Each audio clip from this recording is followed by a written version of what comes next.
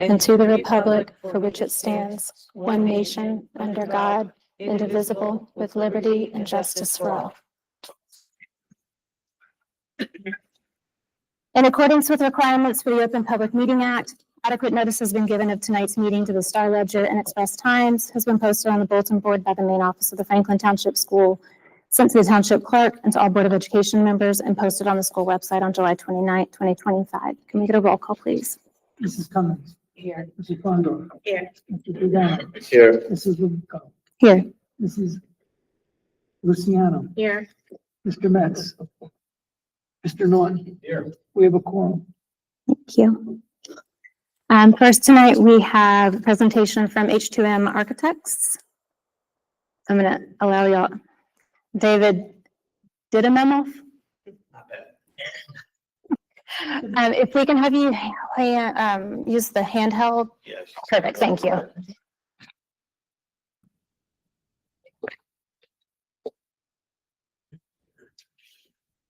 I'm sorry, David and Kyle. I got stuck on the last name. The presentation. I have it for Zoom. Oh. That's what I did. Okay. I think. I can grab a laptop too. We have the, Connect it. can we put a USB in here? Yeah. Get that USB. Yeah. You want to just introduce who you are, who y'all are? Sure. So while my colleagues getting our technical presentation set up, my name is David Didimamoff. I'm the Assistant Studio Director for H2M Architects. We are the district's architect, and we are currently working on the bond referendum projects, which we've come here tonight to share an update on.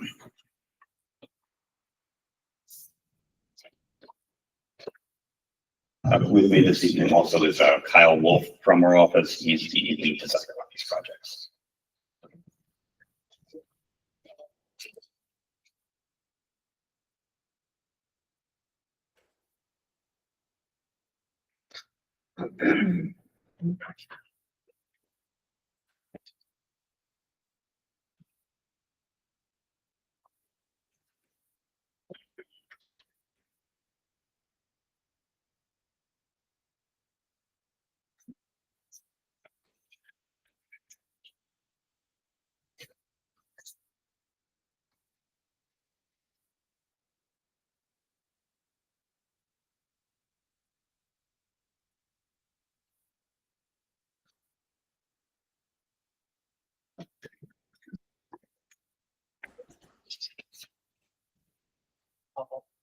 Yeah, it did. It's a different.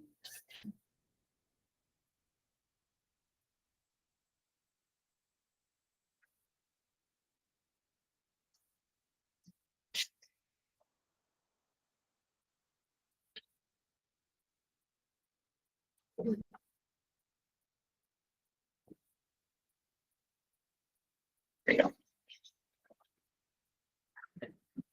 Thank you, Ms. Kastner.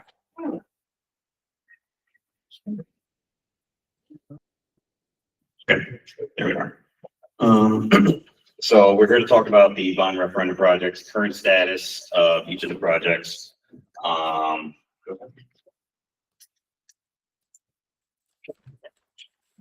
So we got the introduction, we'll go through some updates, an idea of the budgets, the timelines, and the current status of where we are, and then we'll conclude with Q&A.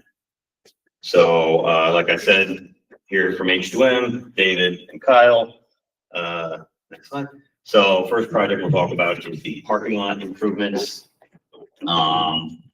Currently, we are having the entire property surveyed.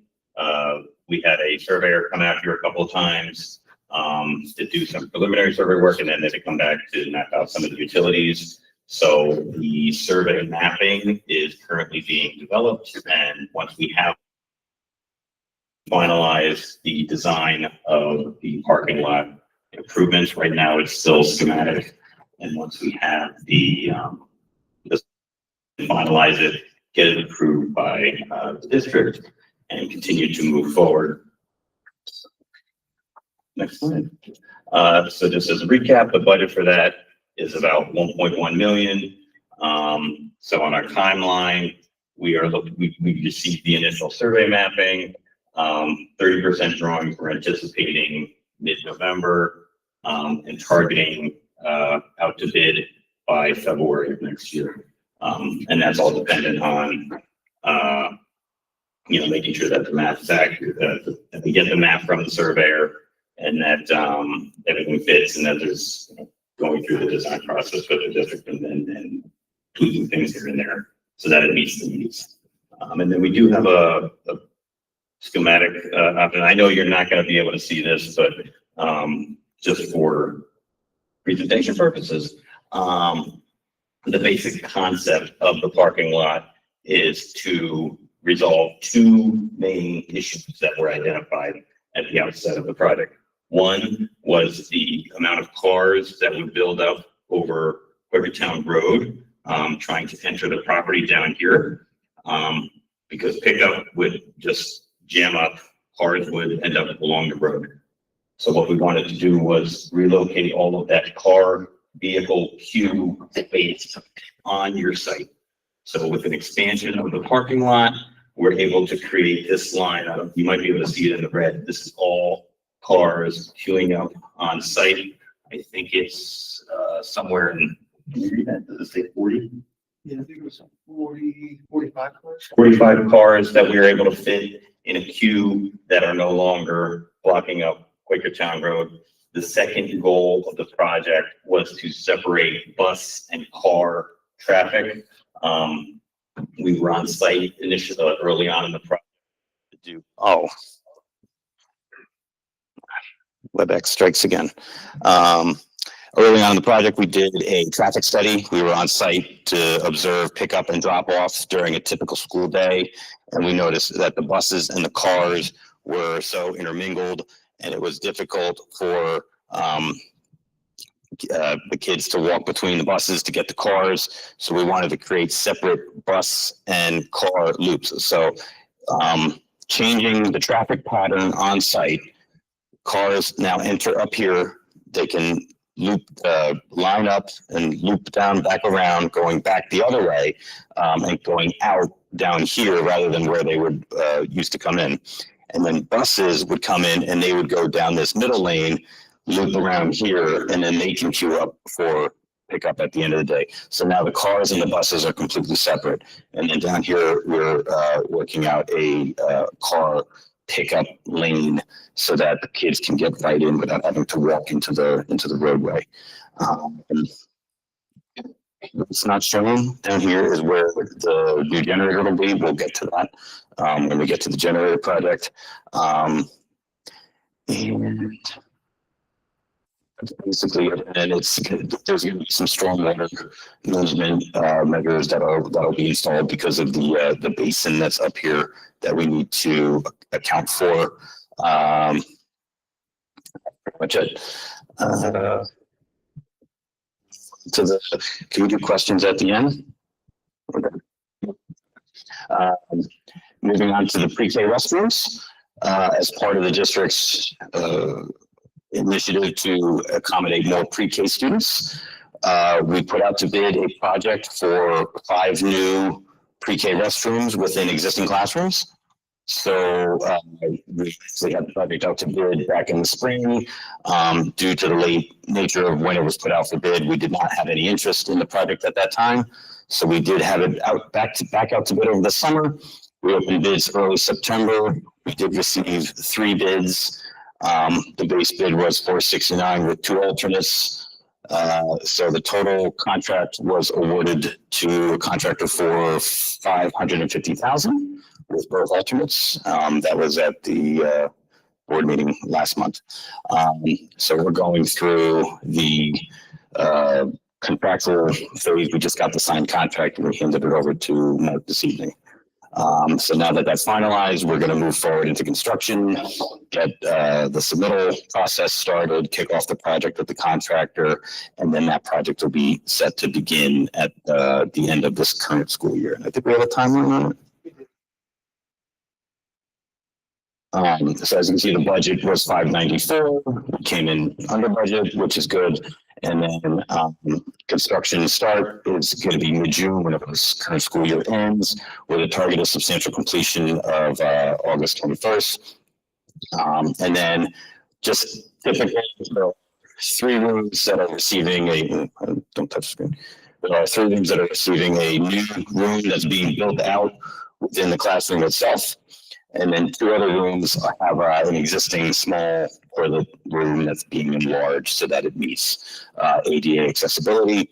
And then the modifications to the nurses suite to improve visibility and function within the nurses suite, adding some cots, and then moving the medicine room so that we can accommodate the additional space so that it was an awkward shape now where she can't see the entire space. So this will improve visibility and control of the space while she has students in there.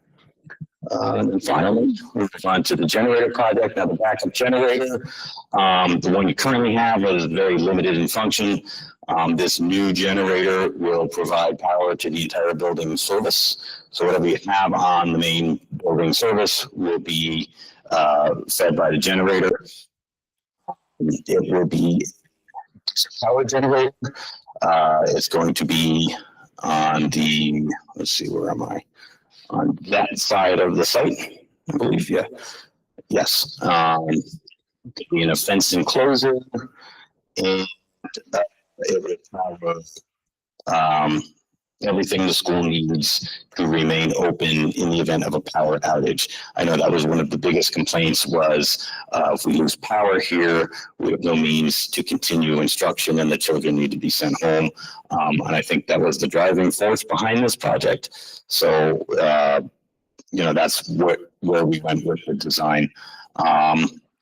It's going to pick up your fire pump controller in the room, and I think it's going to get a new fire pump controller. Yeah. Yeah, and then there'll be automatic transfer switches so that when, if in the event of a power outage, the generator will immediately kick on. And that I said, like, as far as an update on the project itself, we're just waiting on that finalized survey mapping so that we can coordinate it with the parking lot project, because the last thing we want to do is have the parking lot contractor come through and pave everything, and then the generator contractor comes through and trenches right through it. So we're just making sure that those projects are both coordinated so that, we don't end up doing the same thing twice. So once we have the final survey mapping, we can finalize the exact location of where the generator needs to go, and we can get that project out for bid next month. We're anticipating about mid-November. So mid-November out to bid with a bid opening in December, and then hopefully we can award it right before the holidays. Budget of $790. Okay. So diagrammatically, here's the front of the building, the Quakertown, right where you enter. Generator proposed right here with the fence. These are the conduits that need to be trenched all the way back around. The reason we couldn't put it down here where the existing generator is, not enough space.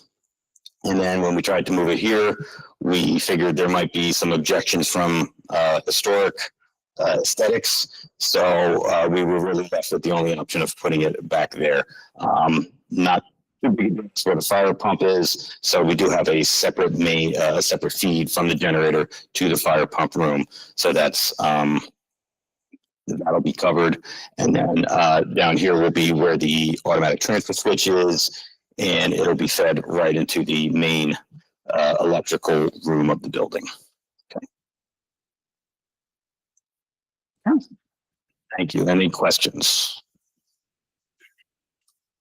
You're the board guy. I have a lot of questions. So the parking lot project, what prevents, oh, I'm sorry. The parking lot project, what prevents us today from just reversing the routes? So say the buses, instead of pulling around the building, just pull in directly in that same lane from Quakertown Road and line up. The parents would also pull in from that side and wrap around the existing parking lot that we have today. I don't know how many cars could fit there, but I would think it's significant. Well, I did fail to mention before that another goal of the parking lot was to increase parking. Taking that goal away. Okay. You won't have the independent loop for the buses, because right now the cars can line up and the buses will not be impacted. So right now, if the cars were lined up, you're on if the cars line up along here, then the buses wouldn't be able to get past them and make that turnaround to get to line up in front of the school. Do the buses need to leave, or do they usually leave before parents are done dropping off? They have to leave. They have somewhere else to go, or can we negotiate a contract? I guess what I'm trying to avoid is if the buses don't need to leave because we are the last route, could they sit in lane waiting for the parents to clear out so that they could also use the same lane parents used to leave? If they don't have another route afterwards, yes. First, I apologize. It was the east side, so I didn't mean to make you, it looks bad on that. That was my bad. But I'm just going to step in with David because he's presenting what we asked him to do. I don't think it's fair for him to have to explain what the alternative would be. But I agree with you. There is a world where we could just repaint the entire parking lot and change the direction. But to David's point, it does not address the parking lot situation. One question I want to ask, I'm sorry to jump on it. Do the buses have to pull in the same direction that they do now? Are they allowed to let off, not onto the curb? Because a lot of this plan has to do with turning the buses around. I would do it in the same spot, but just have them get up and walk from the other side. I'm just throwing the idea out there. I didn't mean to step on you, Allison. No, sorry.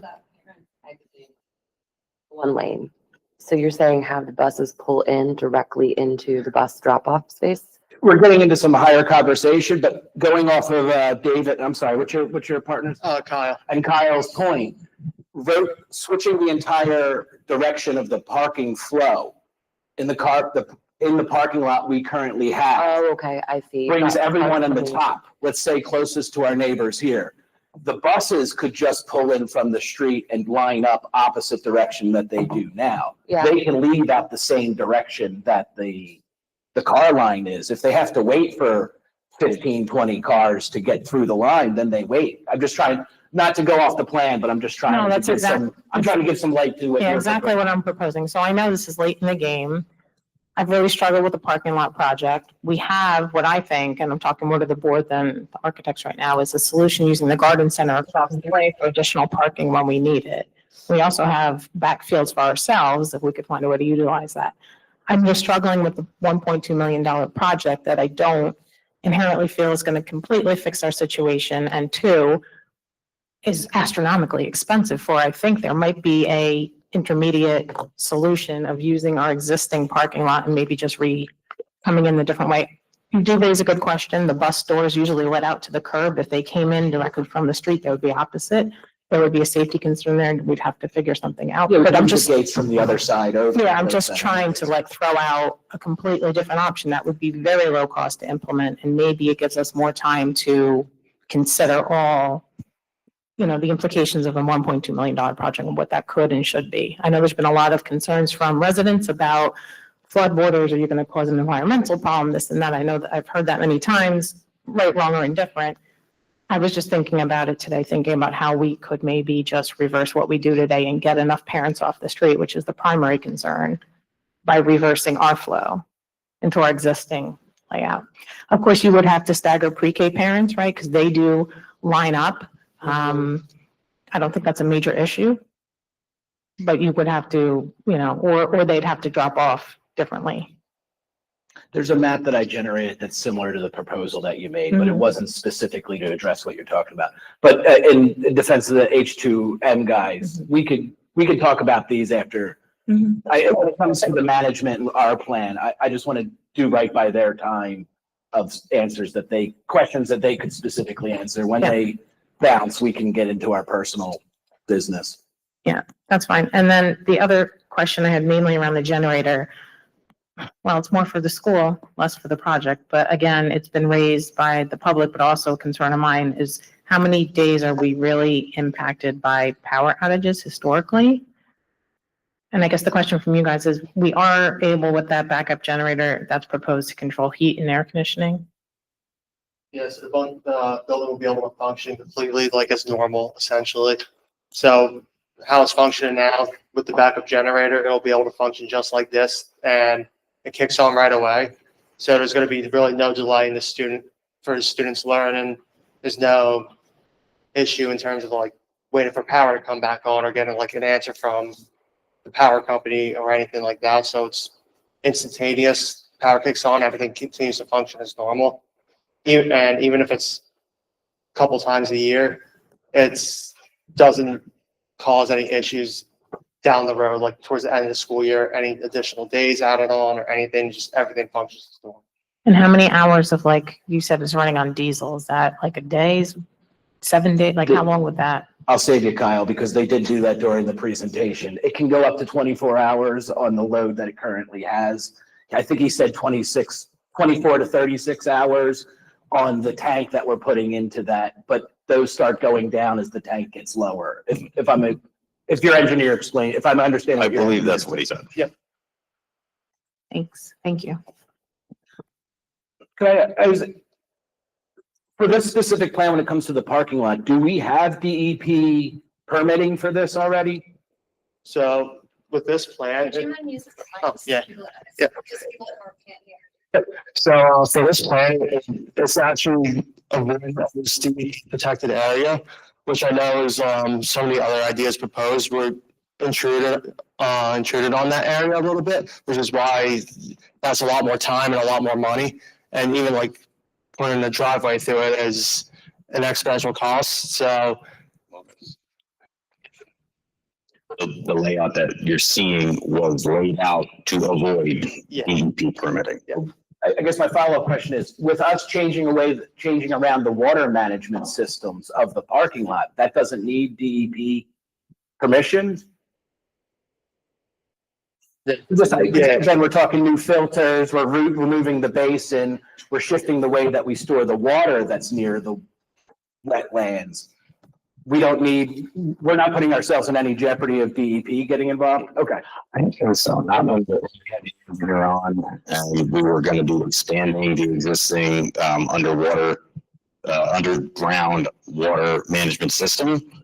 I believe he said that was part of. I have to confirm with him and get back to you, but I believe that's how the parking lot was laid out. What you're saying is fair. The only concern I have is that we're pushing right up to the hairy edge of the water mat. I can't imagine DEP would at least show up to make sure that we're trued up.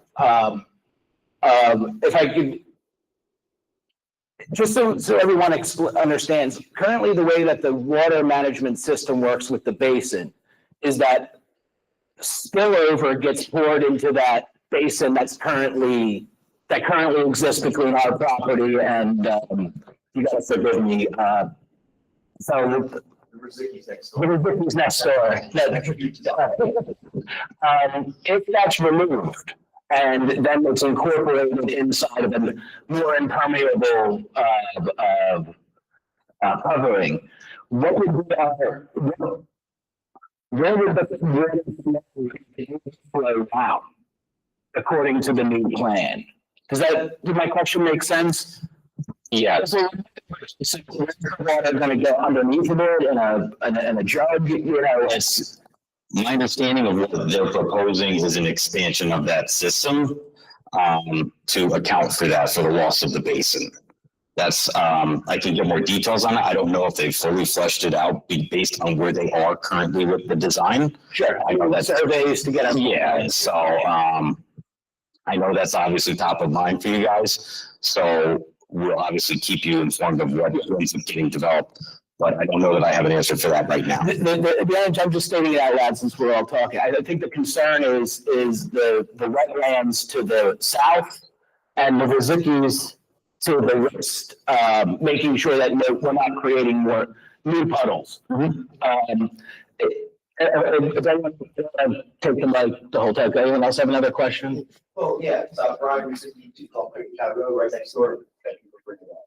So obviously we have a lot of concerns about what's going on. 10 years ago, we were involved in the school. It was going through those for 20 years ago, but not fast. I know. It's probably amazing.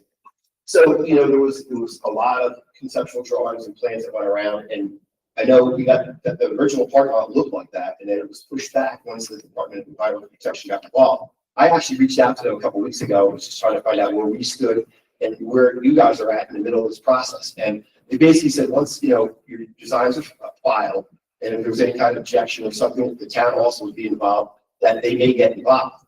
So with that said, we're waiting to see. So this right now is conceptual, or these are the final drawings of what you have? So how far are you coming to our property line with the existing parking lot? Then what are you gonna do for stormwater runoff? Because prior to even the last expansion and all the money we spent going for, stormwater runoff you see now, all that water ended up in our backyard, on top of our septic system, and it went all into the flood zones and in the back over there. So a lot was changed at the last minute to mitigate what's going on. So, you have to have curbs, you're gonna have to have drainage ditches, you're gonna have to control that water settling before. Right now, this, the retention pond has a baffling system that catches the water. I don't know, the principal, you've seen storms out front. The water runs right across the street from the farm across the street, runs across the parking lot, down the school parking lot into the back. I've actually flooded my basement twice because of overflow, even for what we have now. So something has to happen. So, you're talking very vague about what the plan is. We're not quite sure what it is. There's something we're going to do. We're going to do something with Permeable, blah, blah, blah. But you got to control that water. We're going to be watching very carefully. So, that water's got to go somewhere. And so, like Mr. Norton is saying, it seems like he's got a concern too.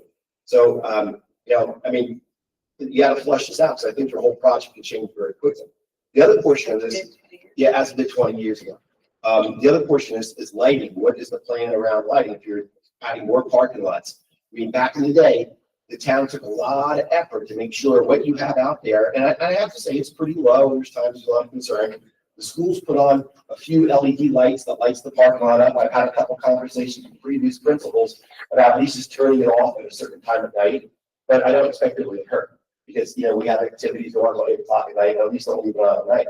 So is there plans of more additional lighting being added with that parking lot too? Answer the second question about the lighting. I'll answer both questions. Yeah. There will be additional lighting with the expansion of the parking lot for safety, obviously, and just what's required by code.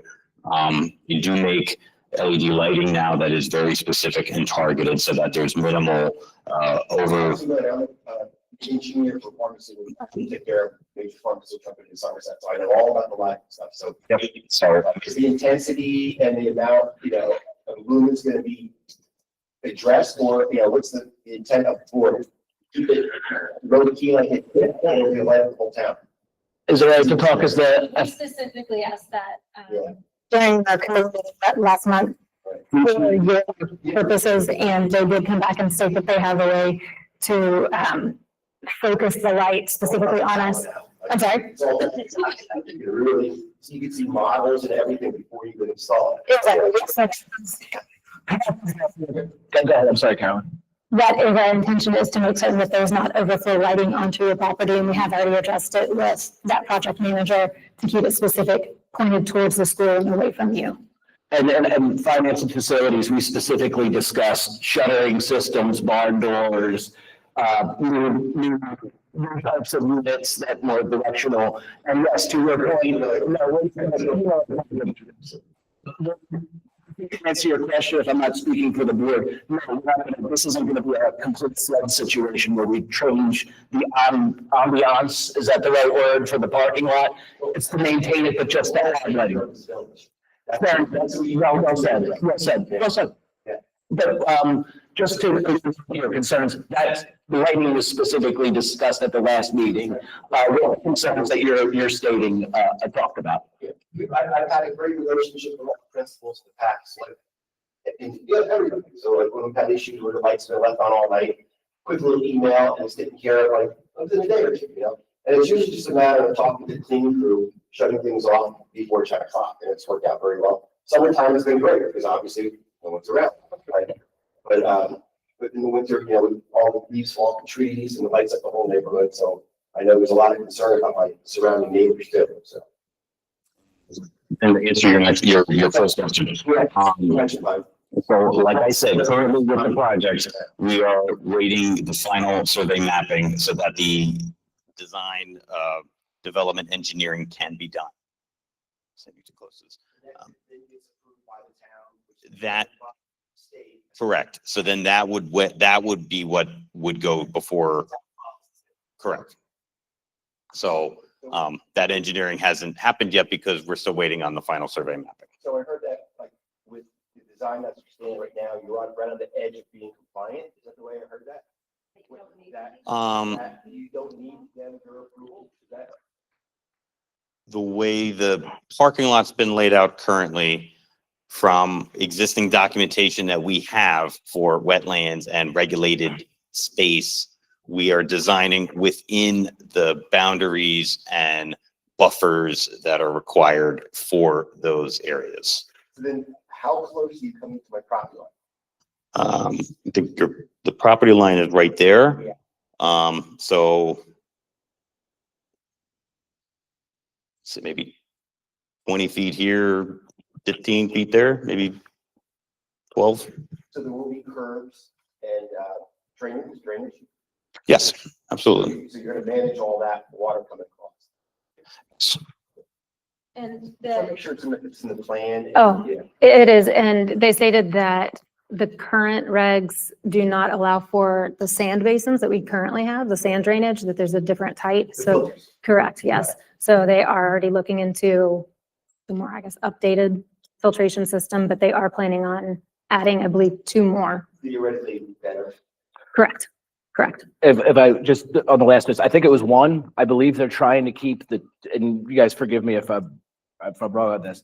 They're trying to keep the 2 existing sand filters that exist and repurpose those where they're at and add 1 median filter. It was instead of saying sand filter, they said media filter. There wasn't a lot of details on that, but it's something, yes, you get it, an aggregate that they're gonna pour in there. I'm familiar with this. Like I said, I run the farm. I'm good. So I deal with retention runoff all the time, inspections and all that. So Prior to the final approval, we're gonna have another board meeting where we'll be presenting the final plan before it's signed off, which you'll have an opportunity to see what it is, because the final plan is not together yet. that's why we're here. We just want to see, an update. So you guys all have a hard job, and it's a thankless job in the town, and I know there's a lot of politics that go on, and it's tough to make everybody happy. You never will. So just do the best. We just had a few concerns, and we just want to make sure one, my septic system works, and I don't flood out like I was 20 years ago. You know, Total plan wise, this presentation's at 30% is what we're being presented it as. so that's So why we're here. So it's good to hear. It's been quiet for quite a while. The bottom passed, and we've been tracking the agenda for quite a while, and we reached out last time, and it's popped up, and here we are. So. Thank you for coming. We are open for whatever you need. So like as time goes by, you start really getting to the meat and potatoes of all this. If you got questions, just reach out, email us, and if you want to walk us around or you have any questions, we're flexible, but we want to expect you guys to. Thank you. So, Susan, any questions? You do? Thanks, everybody. I have a question. Of course. The way that, since you're here, the way that the plan is right now, where the buses come in and come around to the school, and I can't tell if you're bumping that out or using what's existing. Can the buses come in and make that turn?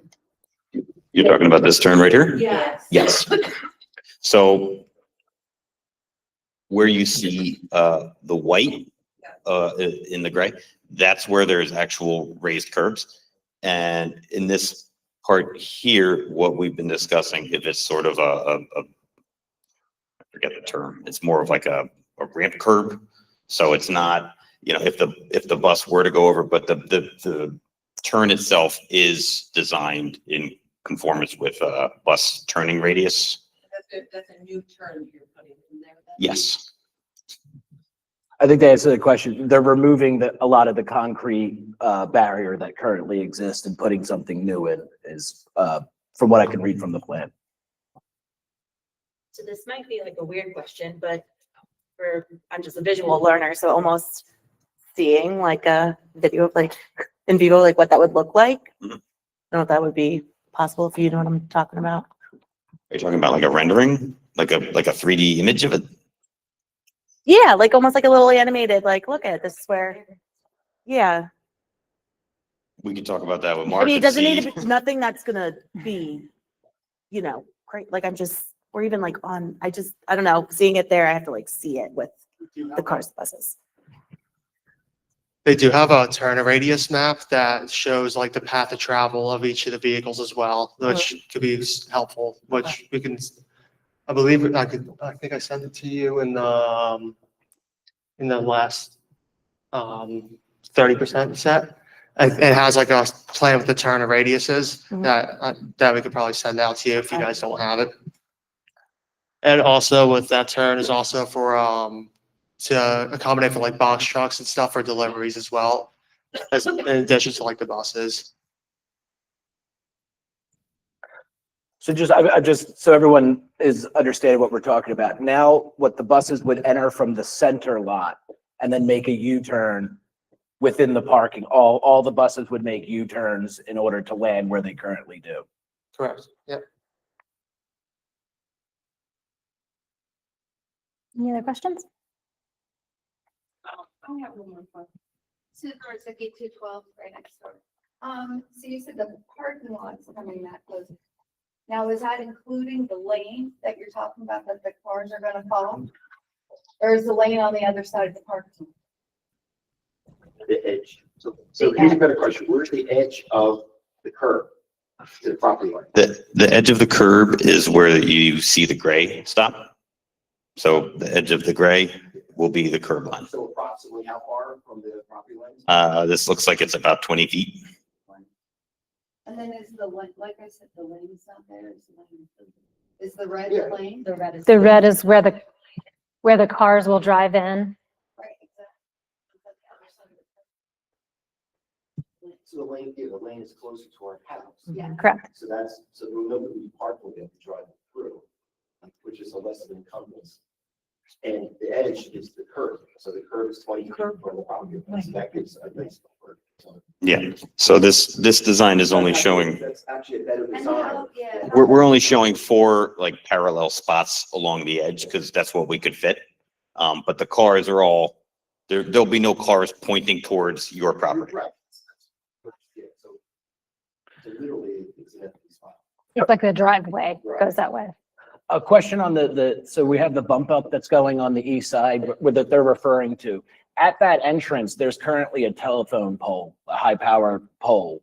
Are we opening a new entrance? Are we keeping the existing entrance? And does that pole present any problems with? So kind of right where your finger was. Yeah. Yeah, no, perfect. Yeah, somewhere right there is where. We're widening that first entrance. Okay, So that's to allow for the 2-way. but the pole that's there doesn't affect that plan at all. Again, I think that's going to be, Getting into the nitty that's gritty. going to fall Understood. into the survey mapping. So what happened to the basketball court? Is that now gone? Are you guys removing it? That's getting moved down. Sure, not that I play basketball, but I see a lot of people. Nope, It's moving to the we other forget side about of the them. school. Days are over for that. Right, because the parking lot's gonna be expanded. Correct. So that, but it still happens. Next to the playground now. Well, that- And also by moving there, it avoids any basketball going into that retention basin, because right now there's like no net or anything behind I it. see the balls out of my woods all the time. Yeah.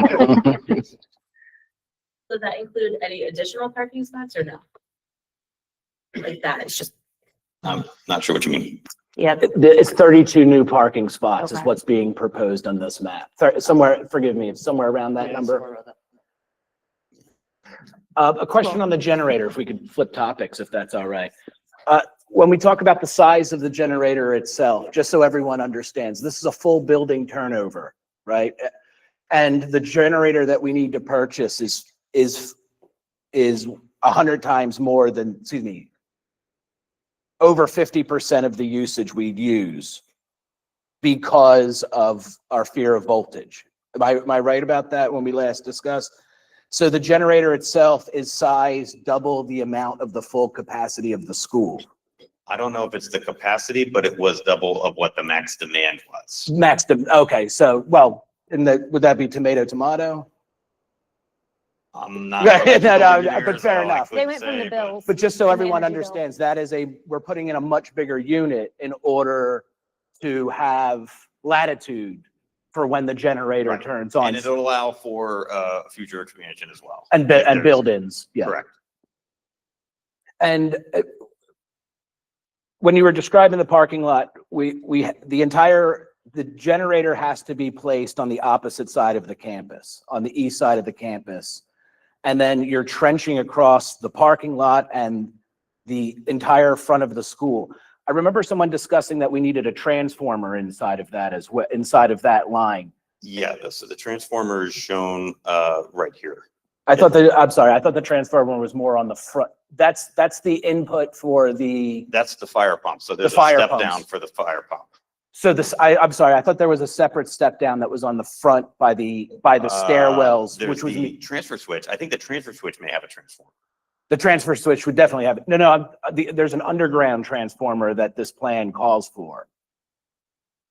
There has to be a step down from the generator before it gets transferred in, before it goes to the transfer switches. So the plan might be a little bit different, but I guess my point is there'll be significant work done on the front of the building in order to trench in and put in the transformers. Yes, Okay. just, schematically, yes, the trenches will go through the front of the property. Really, the parking lot is only being disturbed in this limited area here. Gotcha. Sorry, I'm just gonna say with the generators again. I don't remember us adding any days onto the school year that weren't already budgeted for snow days because of power outages. I don't think we need a generator to stay open. I don't think it's a major issue. I'd like to see data, how many days we've lost due to power outages. I can't imagine it's more than 1 or 2 a school year. It's a huge expense. And if you have a load of only 24 hours, if there's a major outage, it's not gonna help you anyway. Hurricane, we're out. So you got 1 day. 2 day, 3 day, 4 day, we've had big storms. It's not going to help us stay open then. And kids are probably going to be home anyway because there's all kinds of other implications. So I'm just throwing it back out. I don't think we need a generator to save a day, fraction of a day. I can't remember us extending the school year because of it. But if I may, I thought we can't turn back. Like We this don't was have our, to go ahead. we don't have to go ahead on these projects? I mean, that's a question for Mark. The understanding I had was that because these were applied to a public vote and they already voted for the funds, whether it was a good plan or not, or it's a great plan or not, maybe we'll say it that way, there's no turning back from doing the generator or the parking lot. That's my understanding. And you're correct. So whether it's, so we have to move forward in some sort of direction when it comes to the usage that we already approved. But do you have to move forward? You have to do the generator, or you have to use those funds for some of the wording in the bond. Mark, please use your mic. Thank you. You have to do the 3 projects that the voters approved. We still have to do. I mean, my question is, we said generator, can we replace our old generator with a new small generator and call it done? Like, does that suffice? You could probably modify the extent of the generator to reduce the cost, but you need to put a generator. Yeah, we have to do something generator related. And we have to do something parking lot related. You have to do site improvement, generator. Okay.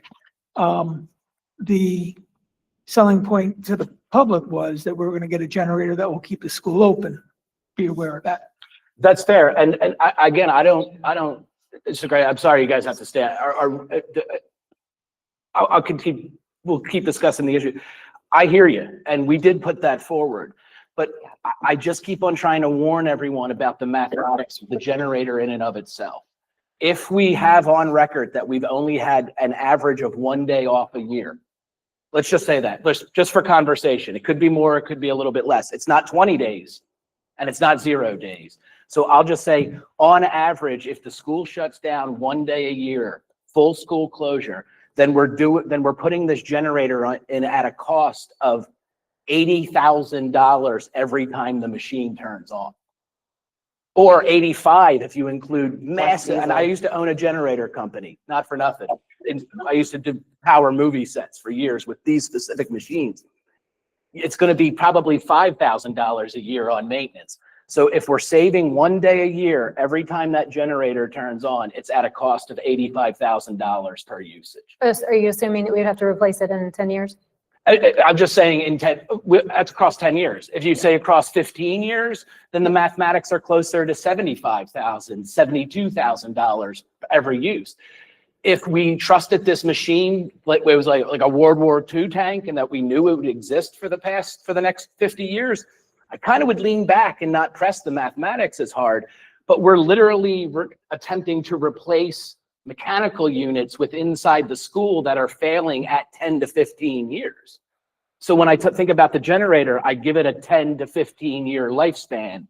And then when you talk about alternators, all the maintenance, but I agree with what you're saying. But to Mark's point, that's kind of, there's nothing we might be able to do about that because those are the mathematics. Do I understand what I'm saying? Like, we've already made the decision and we're now agreeing on the mathematics or the return of investment on that. To your point, if we didn't use all of our crap days aren't the right, what's the word? Backup days? Well, we have 5 backup days a year that we put in the schedule. School closure days. School closure days, snow, the snow makeup days. If we haven't used all of those, then I would say to the board that the mathematics are bad on it, no matter what the individual cost is, because we already have things built into the systems that allow us to shut the school down in February and reopen it in May. So while I think these are great plans, and guys, I don't want anyone to think this is reflecting on your script. I think your plans, everything makes sense, and we're doing the best we can. You're doing the best you can with what we're asking to be done. No, I think the generator project has a terrible return of investment.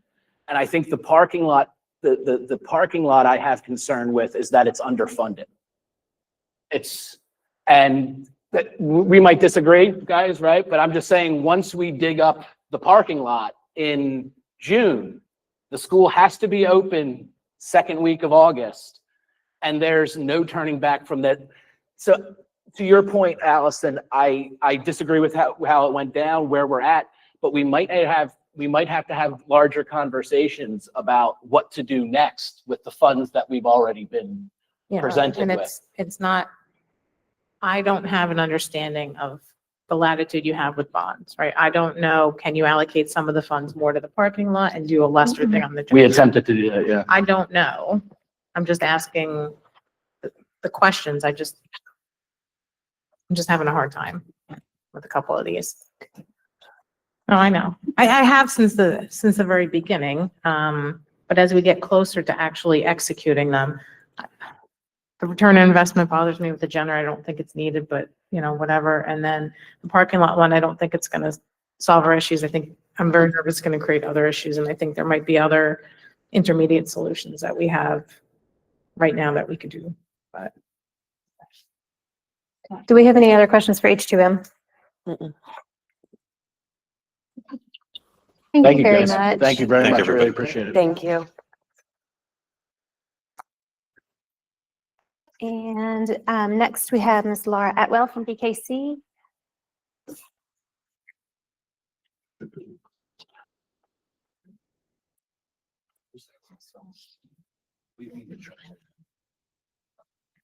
thank you.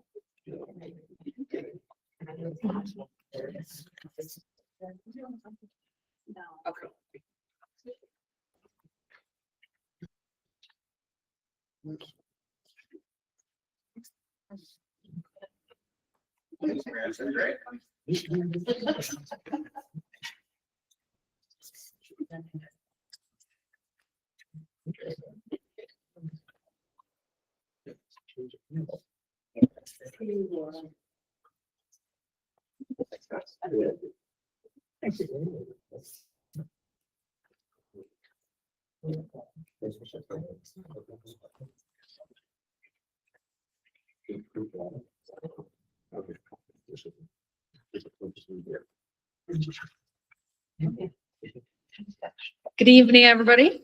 My name is Laura Atwell. I'm with BKC. We're nice and early again this year. We were here in October last year, I believe, too. It's great sign because the state keeps giving me the information I actually need in order to do my audit timely. Unlike the federal government this time, which actually didn't affect you, but before we get into the handouts that we've provided as well as the audit, I always like to point out that if you were to compare our handouts to the audit report, it's not going to match up nicely. And the reason being because the audit report has a lot of accounting jargon. So we pull those pieces out and I give you what's really available on hand. What really matters to you is the cash. So what you actually have available for use as you're doing your projects and all the activity that's happened during the years. Another important piece of the audit is the very last page, whether or not we have any recommendations or suggestions. And I'm happy to say that we don't this year. Mark and his team have done a great job this year. They're very helpful during the process. Mark is very speedy with getting back to me. He bugs me all throughout the year with his random questions, which is great because then I don't have any surprises at the end of the year, which I appreciate.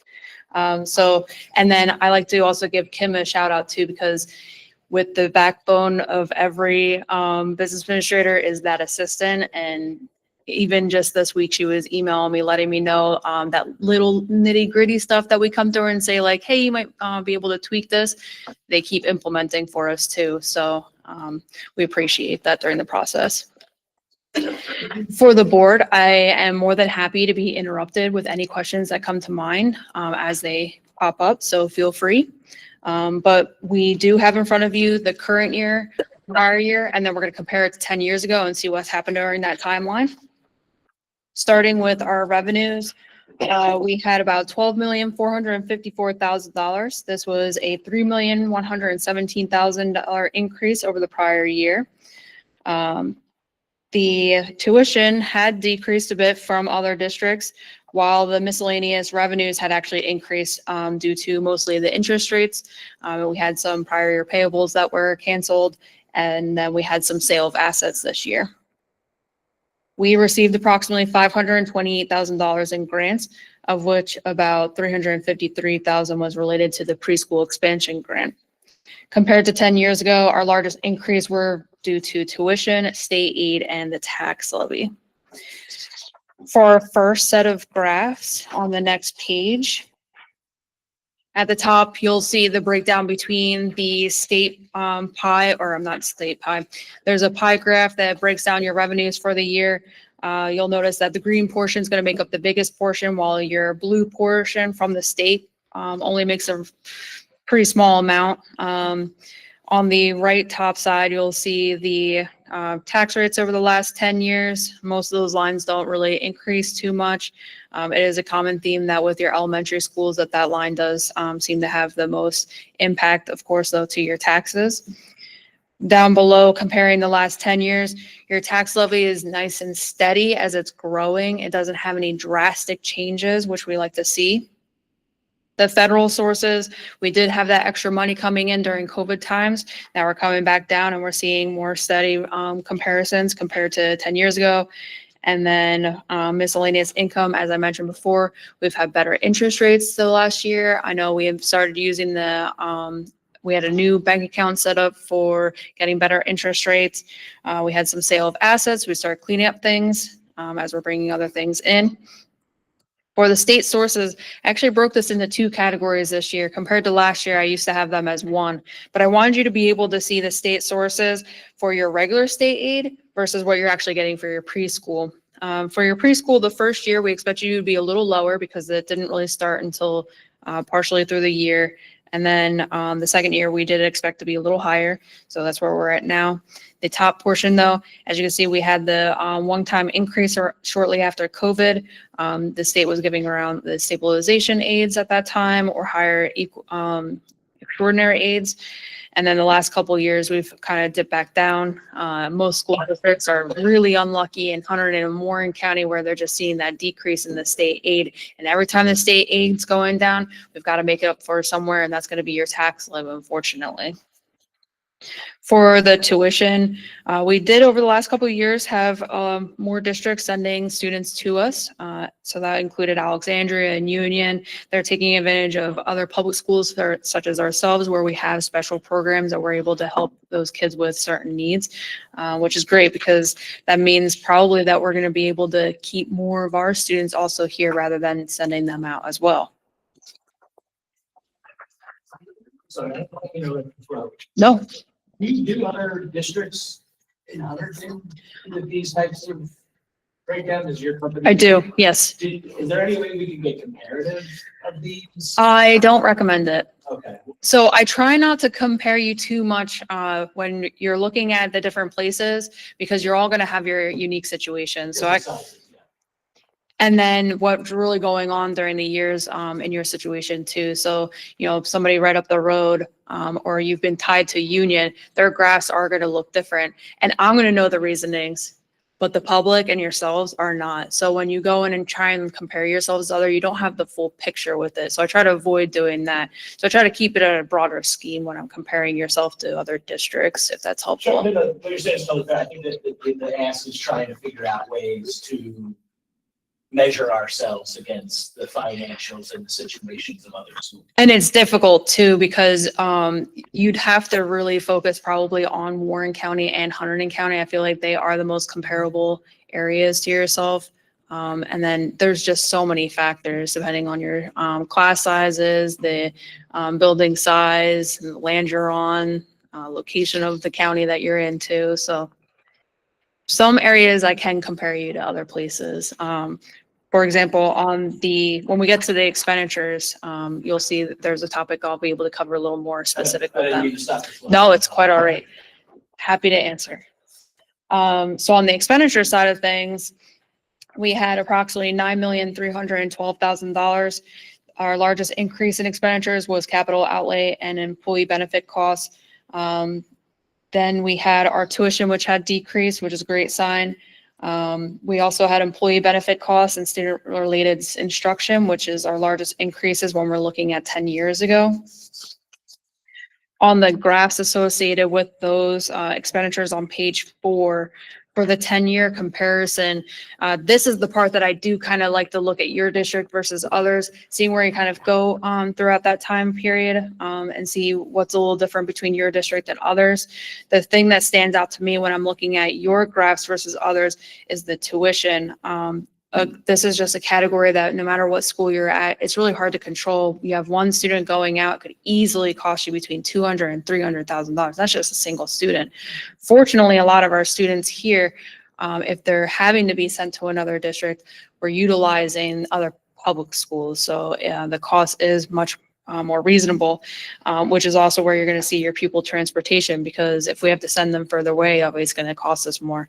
But in this case, the last few years, we have been able to kind of maintain that a little better. Other areas I like to look at is the general administration. This is a category that you don't see fluctuate too much, along with your planned maintenance category. This one is another one where it's going to fluctuate depending on the needs of the building. And then when we get to the reserves, you'll see how your maintenance reserve also impacts this category as well. So hopefully when we have those increases happening, we've probably withdrawn from our maintenance in order to help kind of level out those costs and kind of offset what's happening. A lot of times with the tuition and the transportation kind of going hand in hand with the cost going up, you'll often see your special education and your student instruction related services also increase based off of the therapy that might be also be provided to the students. Any other special instruction needs that they had, maybe if they had an aid, they would fall into those categories as well. What are the main factors of student and instruction related services? For the student instruction related services, going to be your therapy services, guidance, your child study team, the library and the media specialists that you have. Attendance, nurse. So there is quite a bit that goes into that category. And so then special ed instruction, that's broken out.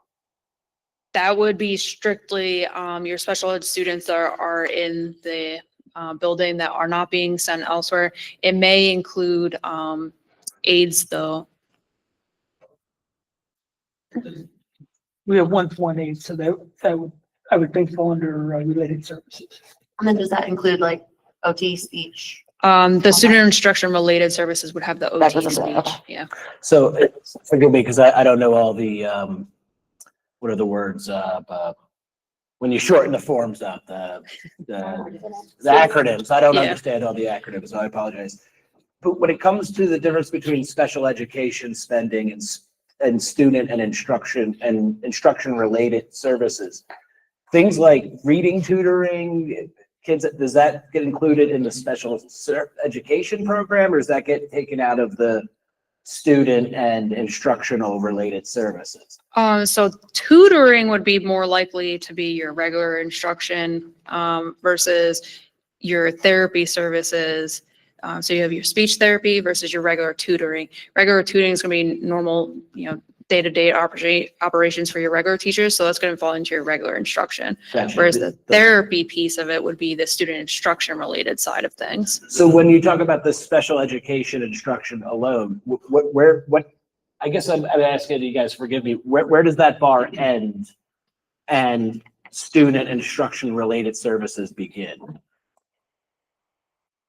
The special education have different. Sorry, I No, it's all right. 2 more months. Special education, they are the programs. So we have an MD program, we have a resource room program. So those programs would fall under the special education instruction. The student support services would be, if it relates to special education, would be your child study team, your extraordinary services, which are basically your one-to-one aides, and your OTPT and speech. So it's really going to be your less direct items fall into that student instruction or the student instruction related services, whereas your direct teaching of those special needs students will be your special education. Understood.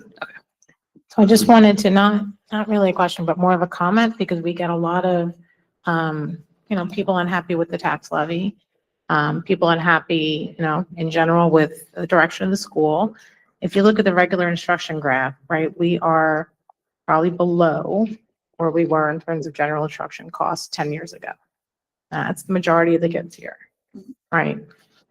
Our costs, and Mark has shown it, various administrators have shown it, for special education, particularly in transportation, are astronomically on a growth curve that we cannot possibly keep up on.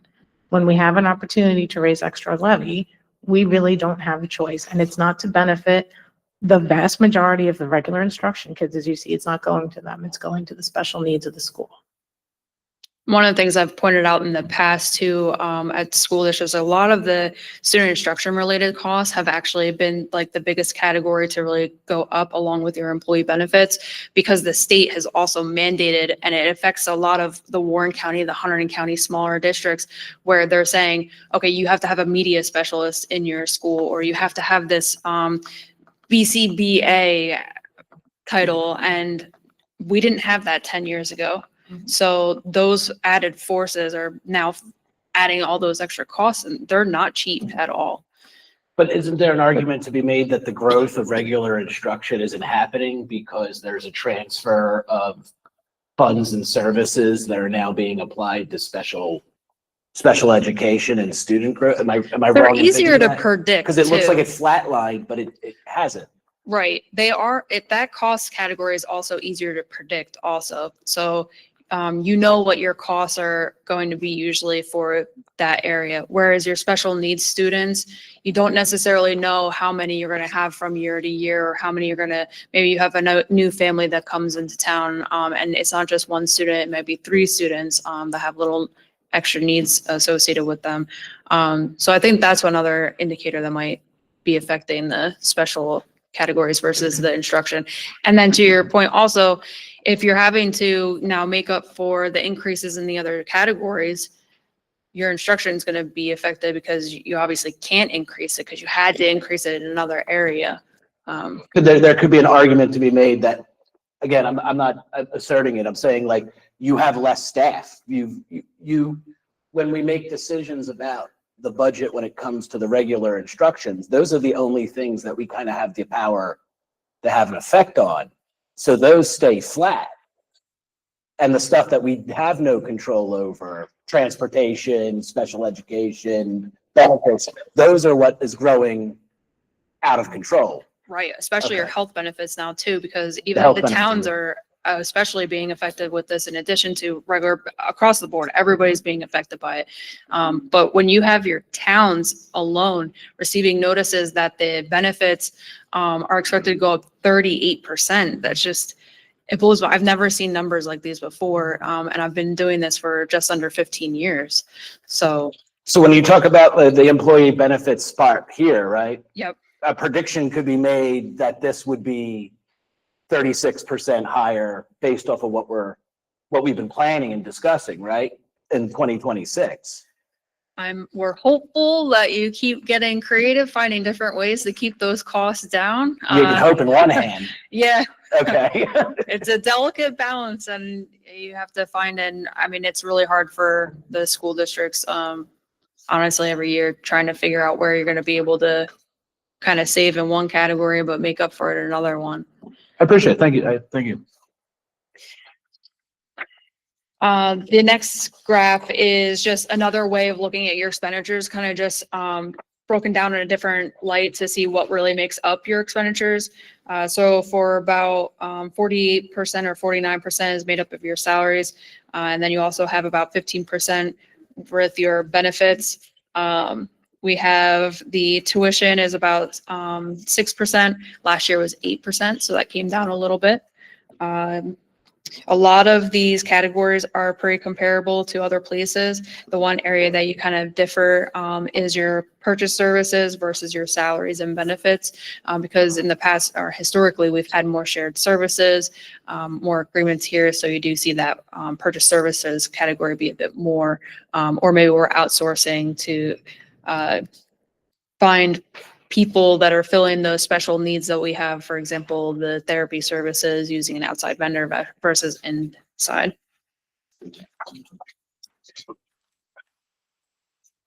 So when everything is said and done, we've gotten our revenues in, we've expended all of our money. We were left with $1,669,000 set aside for capital reserves. We had $175,000 for maintenance reserve. Encumbrances, which are items that we had ordered but not yet received at the end of the year, was only about $35,000. And then we had a designated assigned fund balance of $300,000.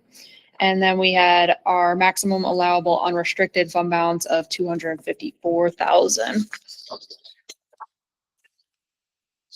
For our graphs associated with your fund balance, the excess surplus, so you can see it's pretty, over the last, say, 6-7 years, it's been pretty stagnant at zero. But we have used the assigned category rather than the restricted, which is helping balance that budget when we get to that time. So your revenues minus your expenditures, it's that gap in between. That's where your assigned is coming into play. The encumbrances is a category that we expect to fluctuate from year to year because it's really just items we had ordered, just not yet received at the end of the year. So if we have any projects at the end of the year that haven't been able to get started, for example, architect items, we expect to probably go up as a result of those. And then you have your unrestricted, where you do see there was a spike around COVID. Those were the times where we were able to increase our cap, which is a 2% of our operating expenditures. We were able to go up to 4% instead. And then that came back down. So now we're coming back down to more common trends. This year was a bit lower because the state, we did receive less extraordinary aid this year compared to prior years, which is a catch-22 because you had to spend the money in order to be able to get it. So we were spending less in our tuition or on those one-on-one aids, but it does mean that we had received less money as a result too. For our reserves with our capital and maintenance, you can see the capital is really fluctuating over the years. We keep building up that reserve so that we can go ahead and take care of these projects that we have. As a school district that has recently gone for bond refunding or bond referendum and then getting proceeds, a lot of times we do see that the capital reserve may be a little lower versus what the maximum allowable amount is, which is dictated by your long range facility plan. A lot of my districts are getting to that period. I think we're in the year, or we're about to be in the year, where a lot of them are going back out and revising their long range facility plans, making sure that they're updated based off of state requirements. I'm sorry, can I ask a quick question? I mean, Yes. what is the max that we can have in our capital reserves based off of our school? Is that So that's that's, above $10 million or so? yes, so that red bar that you see, that's your maximum allowable. So it's about 12 million, which Oh, is all right. which is actually 60%, sorry. Yeah, it was the Yeah, I next should have page, my mentioned. bad. It is 60% of your total long range facility plan because the state assumes that you're going to go out for bonding. So they make that threshold not as high as you could go. On the maintenance reserve, when we were talking about before with the expenditures, we've had those years where you had larger increases. Chances are you saw withdrawals happening more frequently with your maintenance reserve. We've had a lot of things going on with the school last few years, a lot of different projects going on at Terrence, around every school, and with your personal homes, I'm sure every time you turn around, something's breaking. So this is the category that we want to be able to keep maintaining, so that way we can keep all those little projects at bay. We are at about 43% of our maximum allowable for that, which is based off of your comprehensive maintenance plan, which we had just approved or we're about to approve tonight. So when you get to that schedule, the problem with this comprehensive maintenance plan is that the state has a formula dictated with it. It's 4% of your total square footage, and they multiply it by a dollar amount. That dollar amount, I'm guessing, still hasn't changed, right, Mark? 143? 143. It's been the same for as long as I can remember, despite how much the costs have gone up during that time period. $143 per square foot to build, but yet the actual is about 300 to 400 a square foot. So there's no, how do you say, it's just not realistic. Exactly. And I completely agree. So at some point, it'd be ideal if the state would revise that plan, make it so that we would be able to put more into that reserve, because the projects, they cost a lot. This reserve is going to help offset those projects that we need to have happen. And that's the same amount that it was, I think it was 1999 that came out. It's the same dollar amount, 143. Oh, so it's never changed. I didn't know that. It's never changed. So just for my education, right? Based off of the forms that we're about to vote on today, you forgive me on the names of them. Comprehensive. The comprehensive maintenance, great name. That values the school at $10 million, $10.5 million.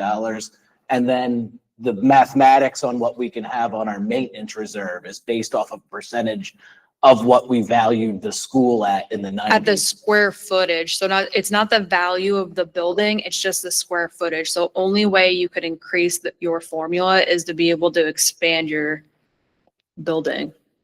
That'd be the only way. Gotcha. So, but where does that, I'll ask you side, where does the 10 million, the value of the 10 million come from that we evaluate the school at?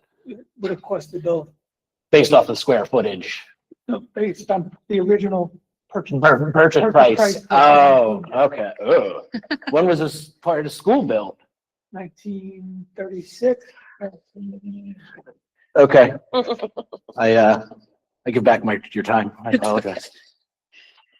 So lastly, we have the driver for everything, which is our enrollment. I did break your schedule on the next page down differently than other school districts, where I show you your regular education, special education, your out of district placement between your public and private. And you can see the last few years, the out of district private placement, which is going to be your most expensive category. It was down at 2, then it came up to 4, and this past year it came back down to 2. So it did help with the budget a little bit. But with the enrollment, you'll see the average daily enrollment 10 years ago was 294. Our current year enrollment was 295, which was only a 1% change over the last 10 years. And in the last 5 years, we actually had a 17% increase, which is fantastic. Because a few years ago, when we were in COVID, we were seeing 28% decreases when comparing it to 10 years ago. And we were kind of trying to figure out where is things going to go. So Franklin's actually been doing pretty good over the last several years in that category compared to other districts in the surrounding area. Can I ask a question on that? Because I think this is something that gets talked about in the community a lot, just so I've hit it. Our attendance is going up or staying dang near the same. It's not going down. Right, the attendance hadn't really gone, and this is based off of the average. When I talk about the numbers, I usually use the average daily enrollment. So you might have, say, 300 students actually on roll, but the average daily attendance of them actually, or enrollment actually for people to be in that on roll throughout the year was brought down to, say, 294. Gotcha. I think it's an interesting point because people keep on talking about there's less kids, that it's remained somewhat the same, Right. but depends on what their classification is within. Right, and you might have a difference between whether or not they're regular versus special education too. So you can see over the last 5 years, there was quite a shift between it because we went from having, say, an average of like 26 students that were special education, and then it had gone up to about It almost doubled. 44. Yeah, and then we did see a little bit of a drop the last couple of years too.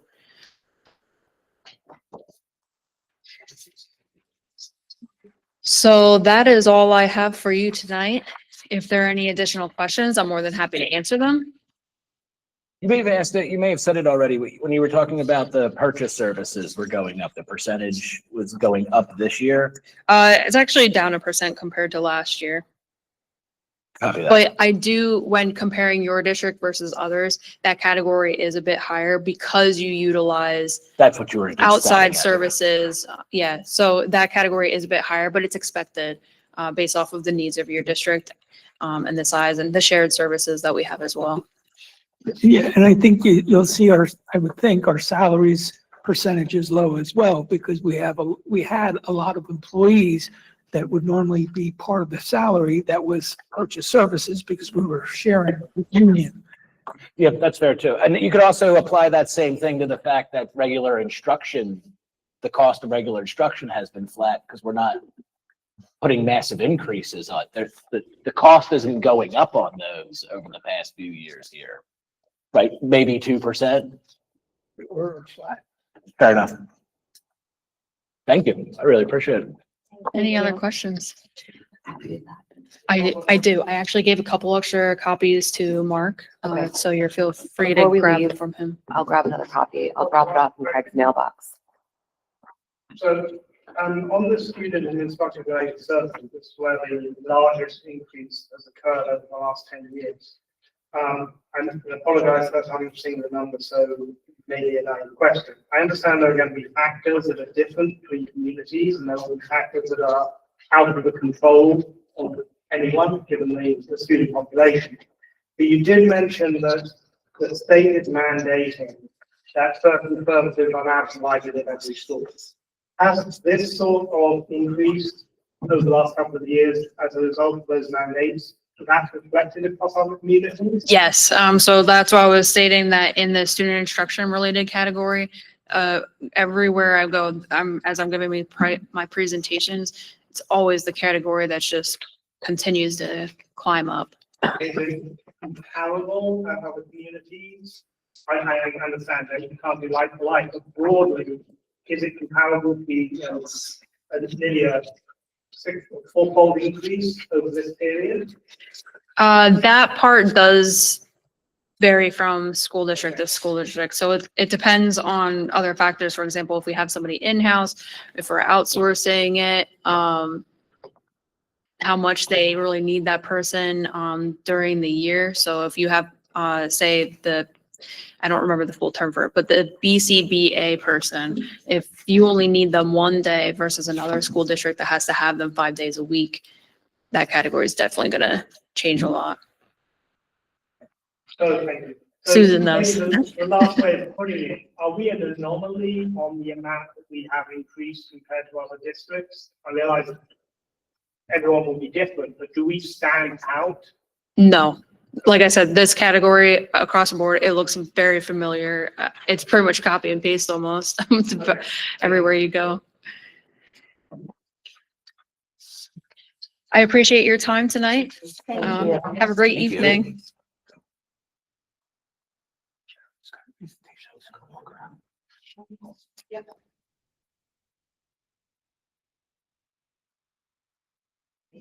Okay.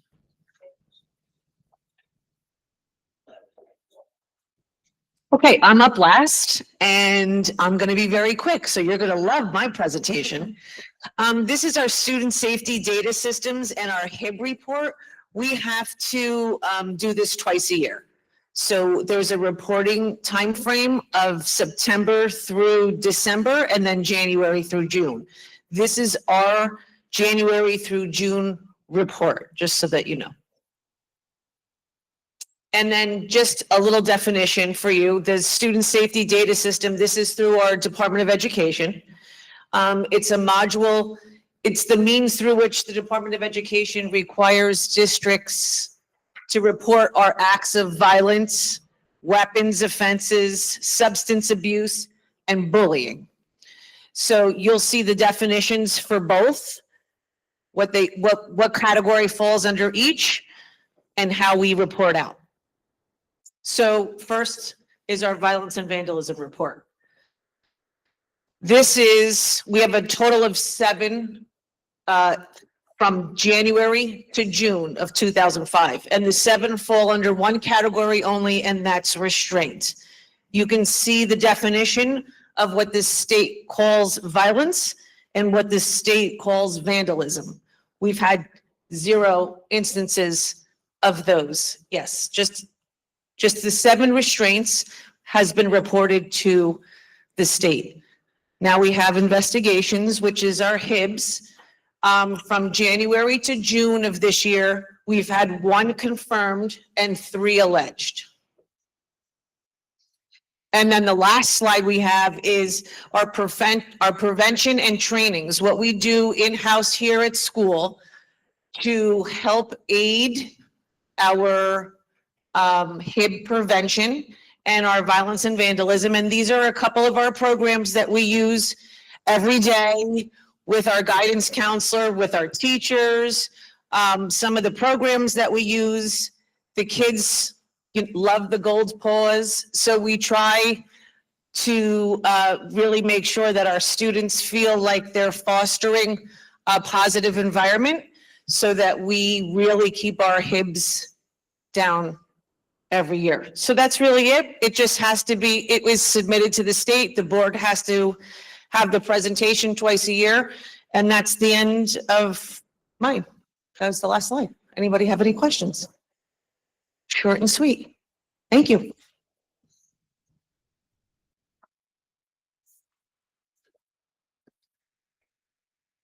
Okay, so next for board action, if we can get a motion to approve A through C, approval of the minutes and approval of 2 donations. So moved. And a second. All in favor? Aye. All opposed?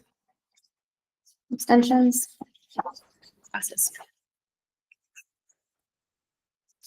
We're gonna move on. Mark will come back, I assume. Next from Ms. Aquino. Oh, that's me. My report, is that where you want me to jump to? Yes. Or you want me to wait for Mr. Kramer? Take your time, Mark, because, you know, we have cots upstairs, in the nurse's office, so we can stay in if you want to. Sure. Okay. I guess what's best. We did. So what happened? So now we're on your report. Allison motion. Matt seconded. 6 in favor. No. Sorry. In my report. Tonight we have, a few resolutions. The first four, the normal ones, the acceptance of the September 25 financial report, the transfers for September, and the bill list for September. The use of facilities. The discussion happened with the presentation, and there's a resolution to accept the audit. We mentioned earlier the 3-year comprehensive maintenance plan. That's required to be submitted to the state by November 15. And we are asking for approval for dual use of the educational space in room 201. That gets submitted to the state. They'll send us an approval letter and we'll be fine with that. Those are the resolutions, and that's a short report tonight. Any questions? Thank you. Thank you. Mrs. Aquino? Yes, we had a lot going on this first 2 months. But I do want to just take a few minutes to do a shout out to some of our teachers, Mrs. St. Laurent, and the student council for planning a wonderful Spirit Week for the Week of Respect. And the theme and activities were really spot on. And again, this last week, thank you to Mrs. St. Laurent and to Mrs. Andrea Check for another fun Spirit Week, showing off our support for Red Ribbon Week. Today was socks. Show your crazy socks. On Monday, October 13th was an exciting day. We had our full day professional development day that offered an in-house academy. That's what we called it, hosted by teachers and administrators. So our teachers were able to choose from a menu of choices, and a few words of thanks to teachers that presented. We had great classes that our teachers actually took, filled the rooms with and took their job very seriously, as well as Mr. Abramowitz also presented. And thank you to Mrs. Lamont for creating the schedule and planning the day. We did have our CUSAC facilities walkthrough, and we passed. We did have a great PTA book fair down here in the theater. We had great book choices. Teachers were able to receive some free books, and it was a really nice turnout. And the administrative team spent a half day hosting Mr. Robert Sensei from the Department of Education, Office of Student Safety and School Preparedness. We met with him for over an hour, then we toured the building while he provided safety and security feedback. He'll be returning twice, once to meet with our administrative team to discuss a unification drill training. And I opened that up to all the other superintendents in Hunterdon County. I created a Google form and invited everybody in case they all wanted to come and hear him. And he will be coming back again in January 1st, staff training on safety and security. We have our drills also listed there.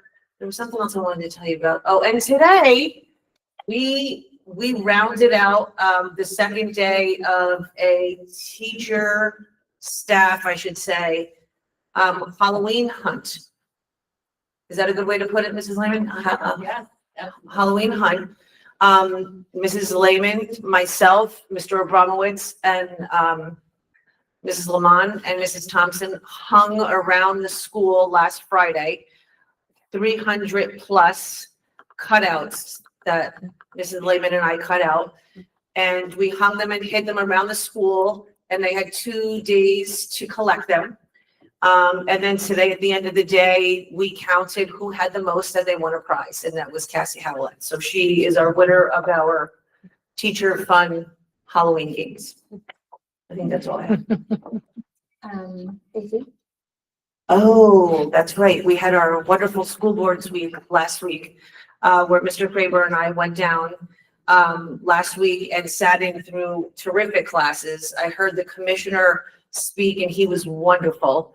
I got to meet the assistant commissioner, who is hopefully going to help us expedite Mr. Kramer's last 6-month extension. I had some great classes on paraprofessionals, on women in educational leadership. I know Mark did a lot of work for us while he was visiting all the vendors to try and get stuff done that we were not getting responses or answers to. So he was able to have a little face-to-face time with them. Overall, it was productive. Mark, what'd you say?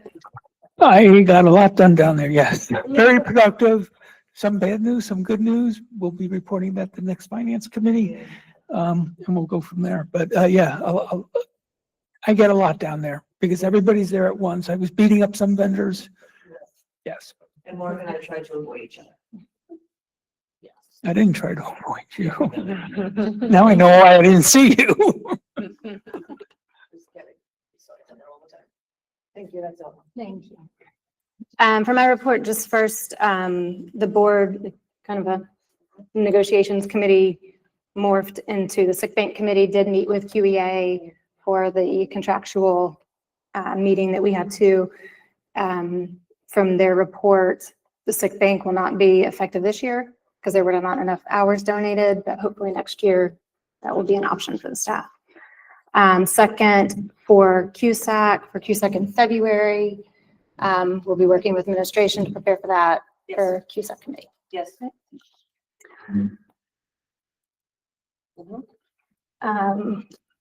So we have a moment, I don't know if I can do this. We have a moment of silence for Brett Palmer.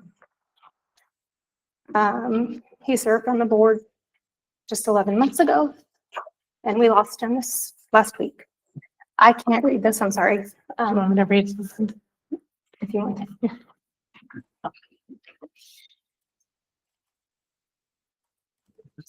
to. Last week, our FTS community experienced a tragedy. On October 21st, Brett Palmer left this world. For the past 7 years, Brett has been an incredible asset to FTS. He provided support for our children and staff whenever he could. He was a role model for the children and parents, even hosting a Girl Scout troop outing at his automotive repair shop to teach 8-year-old girls about mechanics of cars. He stepped up to serve as a member of this Board of Education and sat in that chair just 11 months ago. Brett dedicated his time giving back to his community, but most importantly, he loved his family. He loved his 2 beautiful children who are students here, and he adored his wife, who is synonymous with what it means to be an FTS Lion. Thank you to the FTS staff who has helped everyone affected by this loss and all who are helping to provide support for Brett's beautiful family during this devastating time. Thank you. And thank you to the staff for everything last week and ongoing. Okay, next, public comment. All comments shall be directed to the board president. The board will not respond to complaints from and to school personnel unless the chain of command has been followed without satisfaction. Furthermore, the board cannot respond to any complaints from the public directed at any district employee or student, as the board must protect each employee's and each student's right to privacy. Those wishing to share comments during this portion of the meeting are asked to sign the register at the podium. State their name, place of residence, and group affiliation if applicable. Public comment shall be concise and to the point, should not contain abusive, defamatory, or obscene language. Each speaker will be given up to 3 minutes. If anyone for public comment? Anyone? Okay. Moving on to finance and facilities. Capital projects was already discussed. For direct install. So direct install is the JCP&L audit. Do you have an update? Yes. Wonderful. Oh, or not? I had mentioned when I was down at I got excited when you said update. Update. Don't get excited. So when I went down to school boards, JCP&L was there. And I was asking them how quick will they be with the tariff letter? They did not know that we were waiting on that. So Tri-State, a company that did the audit, we walked over to their booth and confronted them. And there seems to have been some misunderstanding. So Friday, the day after we got back from the convention, JCP&L, Tri-State, and myself were on a call. And I was not happy with what I heard. Yes, we need the tariff. But the tariff only can go with a new program. the program we're in, there will be no tariff where I can move forward with that project. So I'm frazzled right now and I'm not sure what direction. However, I did speak to another company down there who I know has worked with other school districts and I've heard good things about. And I reached out to them today to not get a call back, but I'd like to see if I can get them involved because I personally don't have any trust with Tri-State now. How they did not know how it worked. And for me to find out the way I did, I'm not happy. And I don't know, just apologies for somehow not figuring this out until I got the two together. It's not good news for us. The new program rates, we got 51% with the program that we can't move forward with. That was based on a $5 per whatever. Well, the new program is only going to be $3 per whatever. I do have some thoughts that I will bring forward to the finance committee as to how we might be able to do it a little differently. I'm just not sure right now. It just all happened let me leave it at that. Please ask questions.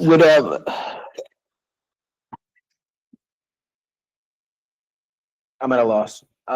Words. That might be the first time for me. Congratulations, Mark. That's impressive. Do we have to do a whole nother audit?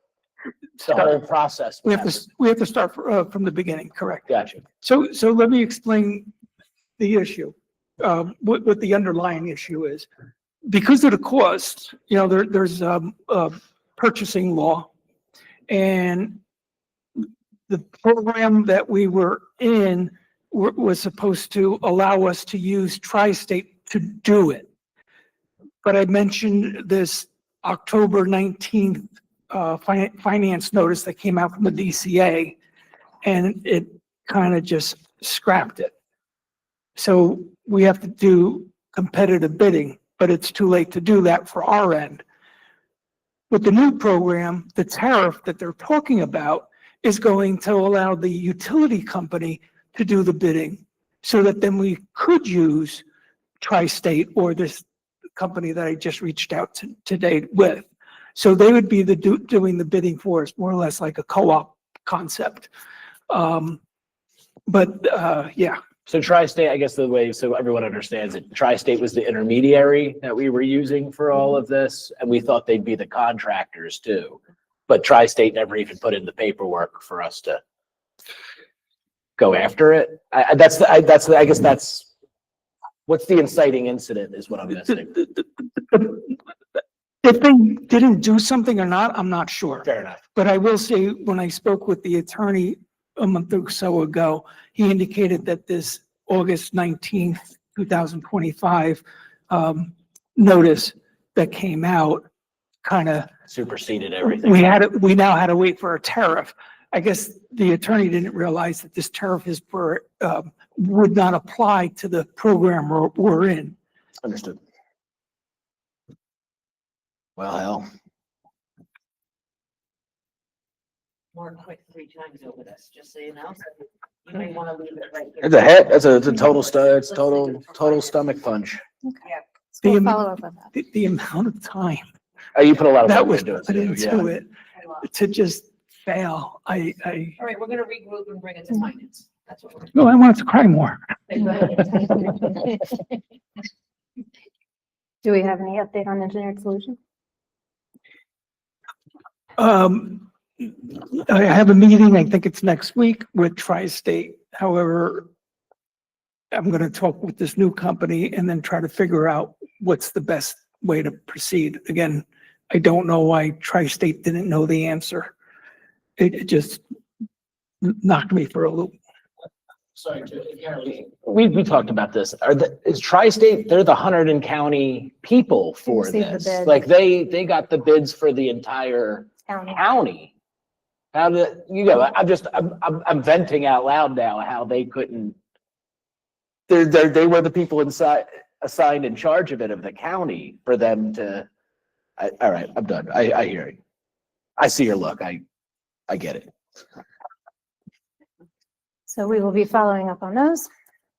Track and fitness station, we're just waiting for the delivery of the, it's delivered, update. Okay, the delivery occurred, now it's the installation, another update since being down at the conference. Okay.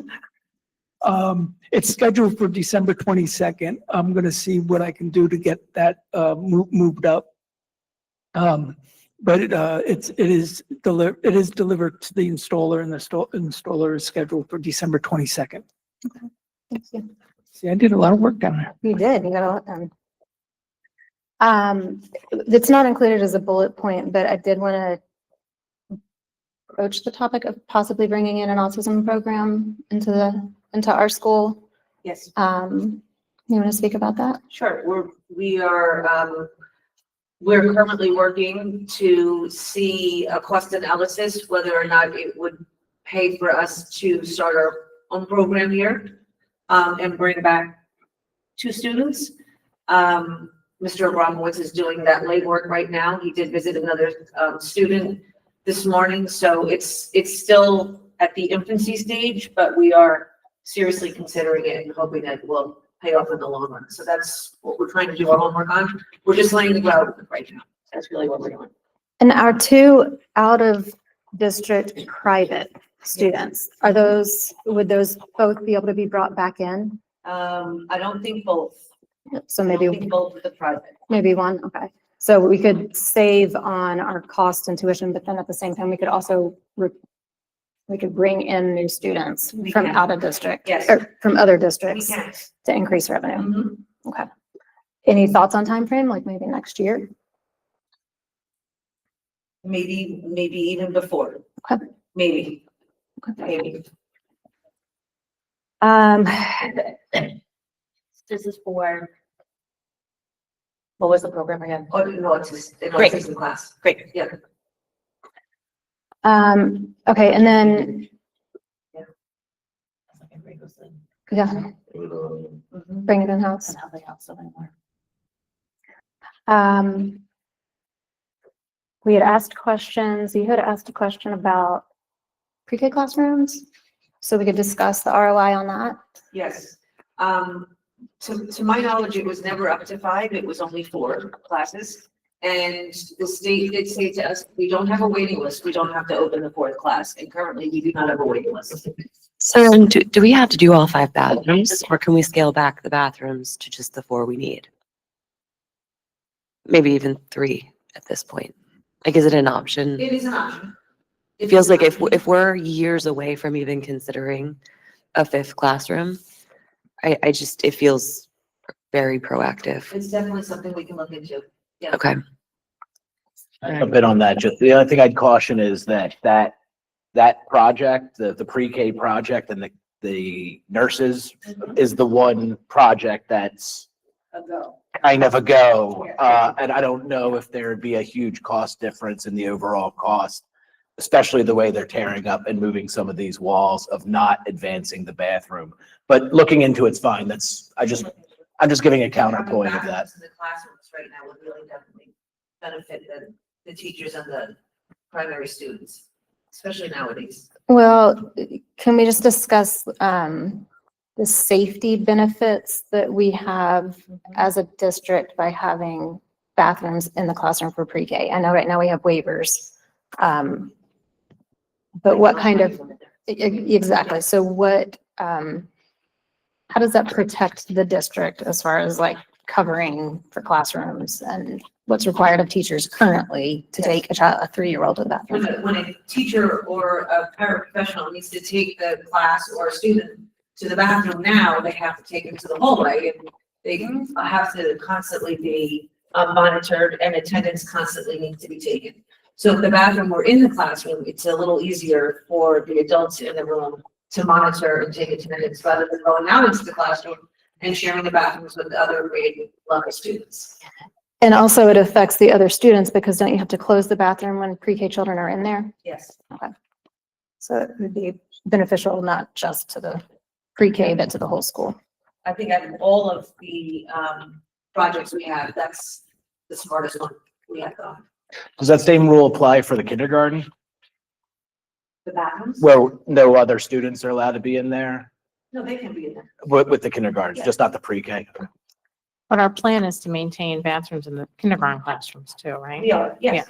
Mhm. So I think that's the best option is I do too. keeping those little guys in the Yes. classroom. Agreed. Did anyone else have any other discussion about capital projects you want to discuss tonight? Not tonight. So if I can get a motion to approve A through G under finance and facilities, please. So move. In a second. I'll second. Thank you.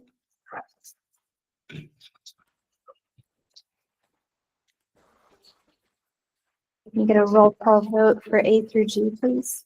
Mrs. Cummins, Yes. Mrs. Furner, Yes. Mr. Giuliano, Yes. Mrs. Luciano, Yes. Mr. Metz, I'm sorry, Mr. Norton. Yes. Mrs. Lewinsky, Yes, passes. thank you. For human education, Giordano, I'll take that. Mrs. Yeah, we're asking for approval for our educational services that are listed there. Our professional day requests. We have a lot of them and that pleases me because I am very happy to have, staff learn as much as they possibly can because that only helps our students. Our field trips, which I, am pushing very hard to get them all done by next month because I would like them all approved by that point. Our school self-assessment summary, that's a kind of a misnomer. We're not really self-assessing. We're following the guidelines of the Department of Education and filling out a rubric, if you will. And we have our school safety team who's done that during an afternoon of one of our meeting dates. We're looking for the approval of our nursing services plan. We would like to start a math Olympiads program. It is not a math program, it's an extension. It's like a competition for grades 6 through 8. And then we have a consolidated grant application there that Mr. Kramer kindly added for me. We also have a service agreement for our blind and visually impaired and approval of a basketball coach. Thank you. Any discussion? Can I get a motion for A through I under curriculum? So move. In a second. I'll second. Thank you. Any discussion? Roll call vote, please.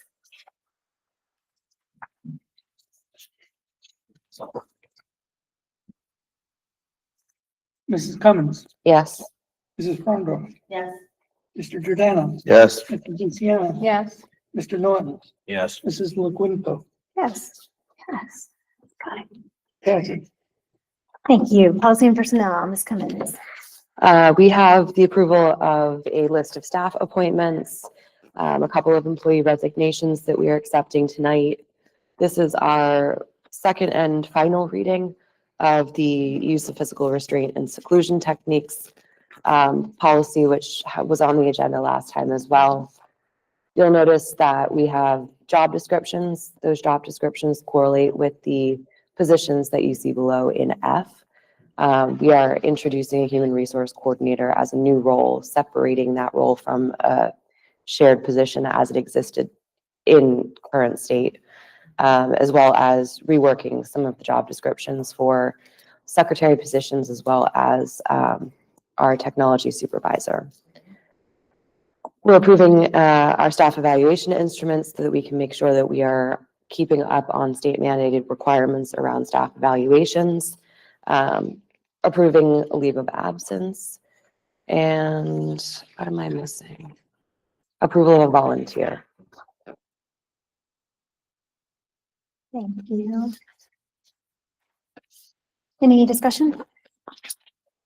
And I apologize because I'm not really prepared. I didn't have enough time today to review all of this in depth, but maybe I was just wondering if we could just get the people not on this committee, the human resource coordinator role, because I know we did some restructuring, right?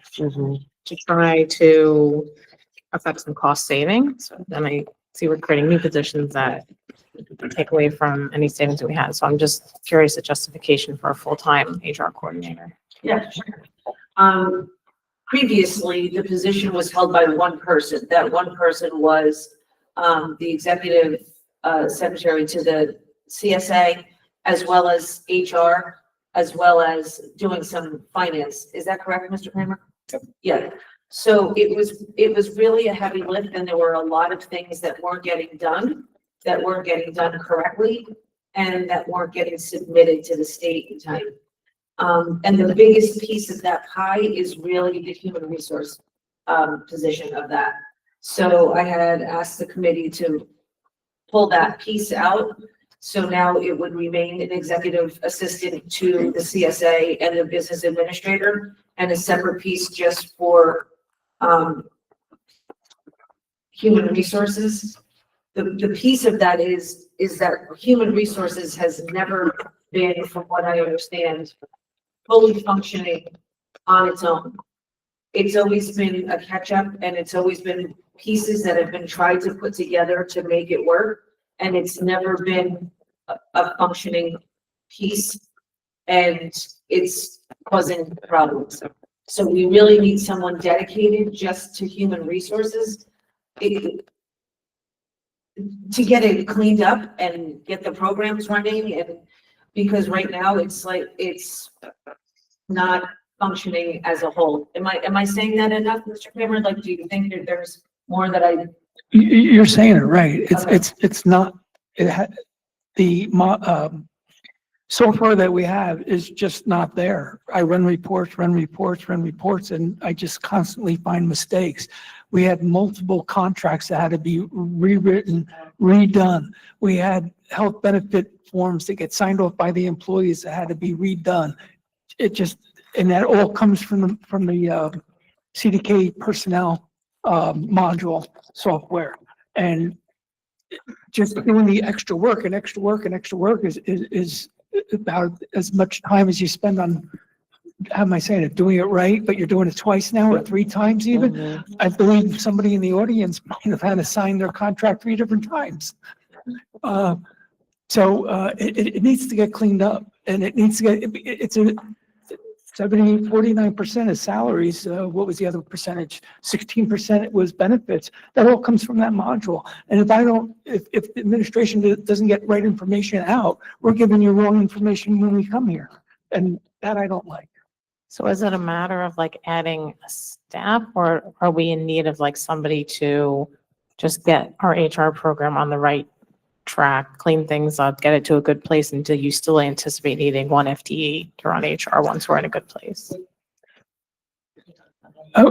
If I could say, some of what needs to be discussed is a closed session discussion, and but we are discussing something in closed session, which might answer some of your questions. Okay, fair I enough. can throw one out too. The reason that this came up, and forgive me if I'm wrong, is that people left these roles.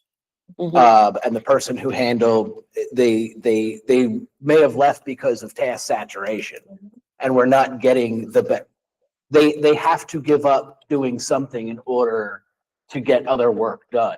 So when it comes to the operations of the school, that, again, my opinion, that person would focus on that role and not HR. This is a business of over 70 employees.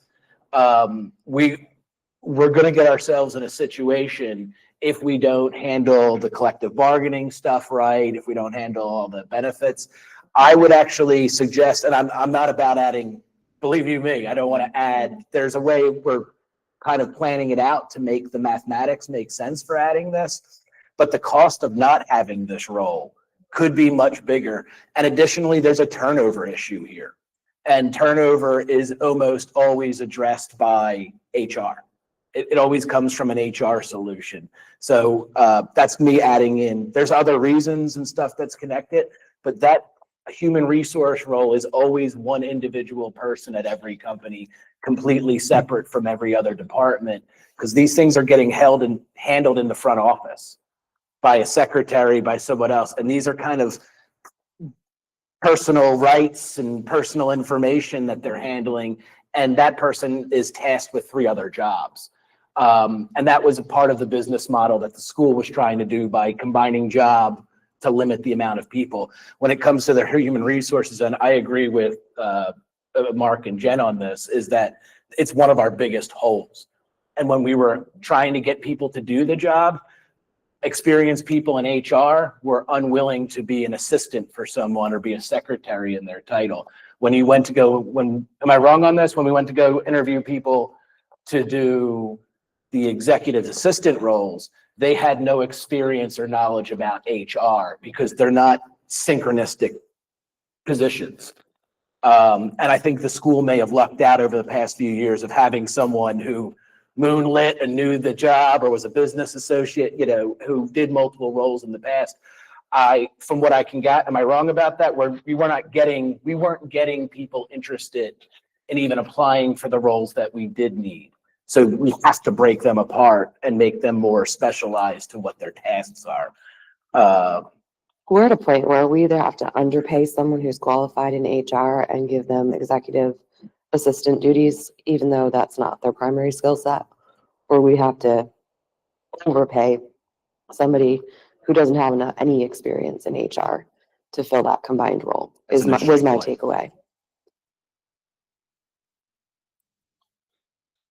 But to your point, no, it's not great. And No. we're adding another role. I do want to say, with the projected salary of that HR coordinator, are we still feeling like with the offset of state funding that will cover the 30,000, the executive assistant, as we separate this looks like $50,000 increase in salaries, or is it creeping up higher? The cost benefit and salary alone, Use your mic, please. the cost benefit in the salary analysis, it's going to be about 60 to 65,000. 60 to 65, okay. Yes. Oh, so let me add some light onto that because Allison doesn't know that. Some of the costs, are we allowed to say that out loud? We're allowed to talk about that, right? I'll cut you off if you can't. Done. No, I'll cut you off. Okay. Because I was listening to you for the first time. There are funds that can be applied for these types of jobs and titles within the pre-K program. We're pulling some of those resources in order to create this new role. We're still adding, but it's not the total value of the salary in and of itself. And I saw that, right? So I do see all that. Anytime we add a role, right, we haven't been exactly rigorous with challenging it and just making sure that it makes sense. And since I'm not on the committees and I just got it today, I just thought this is my chance to make sure it was well thought out. Sounds like it is. Supposed to. Thank you. And then can we also get an update for corporate sponsors? I know that y'all were looking at. Yeah, we did. Process. And I sent over a copy of the template policy from Strauss Esme that we used as a launching off point for conversation. We can absolutely move that forward if everybody feels as though that looks fine as is. I think the one thing that we spent a lot of time, and I put this in the recap with the notes for the folks that had a chance to take a look. One thing that we did talk about quite a bit is how do we operationalize this? The act of approving a policy in and of itself doesn't propel us really forward in the direction of corporate sponsors. That awareness of the opportunity, kind of the marketing around this, a floating decal over Caroline's face on a meeting that's attended by X number of people could be cool, but it might not be enticing enough. So kind of what are we comfortable with? Where do we want to offer, opportunities for businesses to advertise effectively?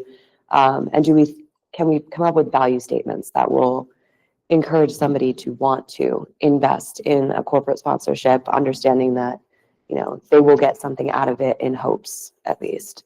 And whether that's new customers or it's interest in their business. So just lots of conversation that this board and that the committee will have to continue to have, so that this doesn't end up getting approved, put on a shelf, and out of lack of awareness or lack of interest, we don't see it move anywhere.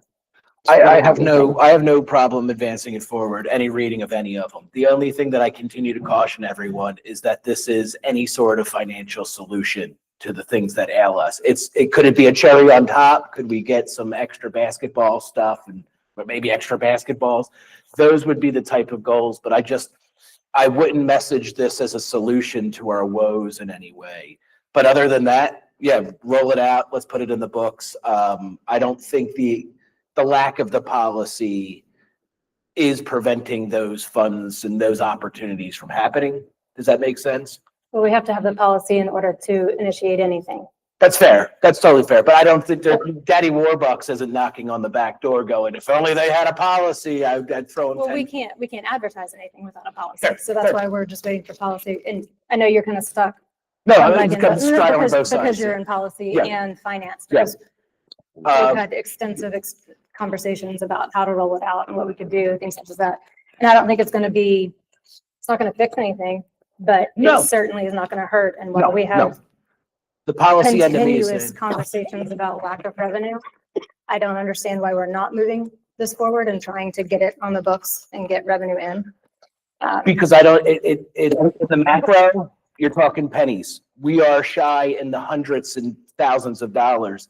I don't believe, and I don't think we should set the expectation, and I do not believe that a program like this policy is going to have it's a drop in the bucket. Mhm. And I'm not saying that disrespectfully. The finance end of me is saying, this ain't gonna do anything. The policy end of me is saying, this is great, put it forward, let's do it. But I just caution the board and community members, we should not talk about this unless anyone has Bill Gates on speed dial. Duke's Pizza won't be able to fix what ails us when it comes to the finances here. So put it forward, yes. Do not present this as a solution in any way unless someone has an ace up their Oh, sleeve. absolutely not. But I was going to take you up on your offer that you're going to go for the whales. I went for a whale. I got an email from a whale. I went big. I got big. Yeah, and I think that any increase in revenue will be welcome at this point. It's an increase, Yeah. it's an increase in little nuggets, right? I We fully spend agree. more, I we fully spend agree more with than that everything on you spilt said. milk. But in That's my terms, point. but in That's terms of also like community involvement, cementing us with the businesses around here, I think it's like nice to also give businesses an opportunity to be tied to the school, and it helps us 1000%. as well, Yeah, right? I don't want to sound negative about No, it. no, no, no, but I know it will not fix our bigger issues. The comparison we used when we talked in policy and was that the committee we're talking about? Policy and Yeah, this personnel? policy. When we discussed this, I used the color run as the example. That is a multi-week, multi-month, tons of parents actively going around trying to get financing from small businesses to donate into this. The highest they've ever gotten was the record was last year, right? Was what, $22,000. Most came from families. That counters your own argument. No, I know. It's not my Yeah. argument. I'm just saying that is.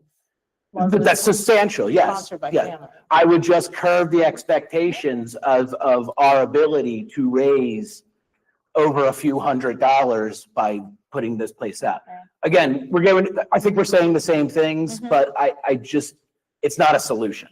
It's an awesome program and we should definitely be positive and put it forward. But there's not an industry center here. No, it's just a new offering. It's just a new offering, yeah. Mhm. And I wouldn't call it part of the entree. It's a small, tiny appetizer next to the little hot dog things. And I'm sure that the taxpayers will appreciate every appetizer we can offer in order to We said offset. we were things gonna with- be Okay. outside of the box. All right, Right. sure. Yeah, I'll bite. I'm so sorry. I don't know where, I don't have any expectations of it. You know, I'm not sure if that was what everybody was leaning to go towards with this type of policy to present to the community. We're presenting it as a financial, even when we're talking about, she just said, we have revenue problems. This will bring in new revenue. Yes, that statement's true. No. In the macro, it's false. I Because didn't it, say that. no, I was saying Caroline was, Okay. not you. No. Okay. Well, you're looking at me. So. I was looking, I think we're. I have a lazy eye. Don't we make all- fun of me. I think we all are centered and understand, and I think it doesn't hurt us to move it forward, and let's see what happens and what kind of interest. I agree, but I said it doesn't hurt us. Yeah. It doesn't benefit us in any way. It won't even save the toe. I'm just interested in your shift because over the summer you were very, Because I thought about it Yeah. and I leaned back on it and then I did the sheer mathematics. I also reached out to hedge fund companies that I work with and they gave me very specific reasons as why they wouldn't be interested in it. So that made me roll it back a little bit and then look at, unless we know someone at Merck Pharmaceutical, unless you know, you get what I'm saying? Like, we need to hunt big fish. And I'm just warning the board that we should not present ourselves as that we're going to create this policy and then go out and hunt these things down. Because I don't, maybe that's where I'm, because originally when we discussed it, I went, yeah, let's shop this around. I don't. No, I think don't see that. I don't think the pump is worth the oil. Everywhere I've seen this happen is like super minor, like, hey, Ralph Anthony Automotive sponsors our girls softball team and helps them get new Thoughts? uniforms, or, you know what I mean? Like, it's very minor and it's more local businesses, not big corporations. And that's fine and great. We lost a lot of stuff in the shed and maybe that even helps. Great. that. So having the conversation focus around saving what was inside the shed or replacing it is a better way for us to go engage this than saying it will have an effect on the operating funds. Right. Yep. oh, absolutely. That's good. Mark? No? You know? Yeah, I beat it all up. brother. Poor horse. Okay, Poor dead so horse. we did not, can I get a motion to approve A through J under policy and personnel? In a second. Second. Oh, come on, they were on a Thank you. roll. And let me get a roll call vote, please. Mrs. Cummins, Yes. Mrs. Condor, Yes. Mr. Giordano, Yes. Mrs. Luciana, Yes. Mr. Norton. Yes. Mrs. Lulico. Yes, Passes. thank you. Okay, we have nothing for communications. Can we fold that up? Can Yeah, we vote? can, yeah, Can we can. vote to fold up the communication committee? Absolutely. Yeah. I'm fine with that. Okay, so I motion for that, Sure. motion to shut that down? Second. Yes. All right. No, we need a roll call for that? Nope. Okay, all in favor? Aye. All opposed? All right, done. Township Committee, Mr. Metz couldn't be here today. He said I'm that sorry, who motioned and who seconded? motion, second. Naughton, Cummins. Thank you.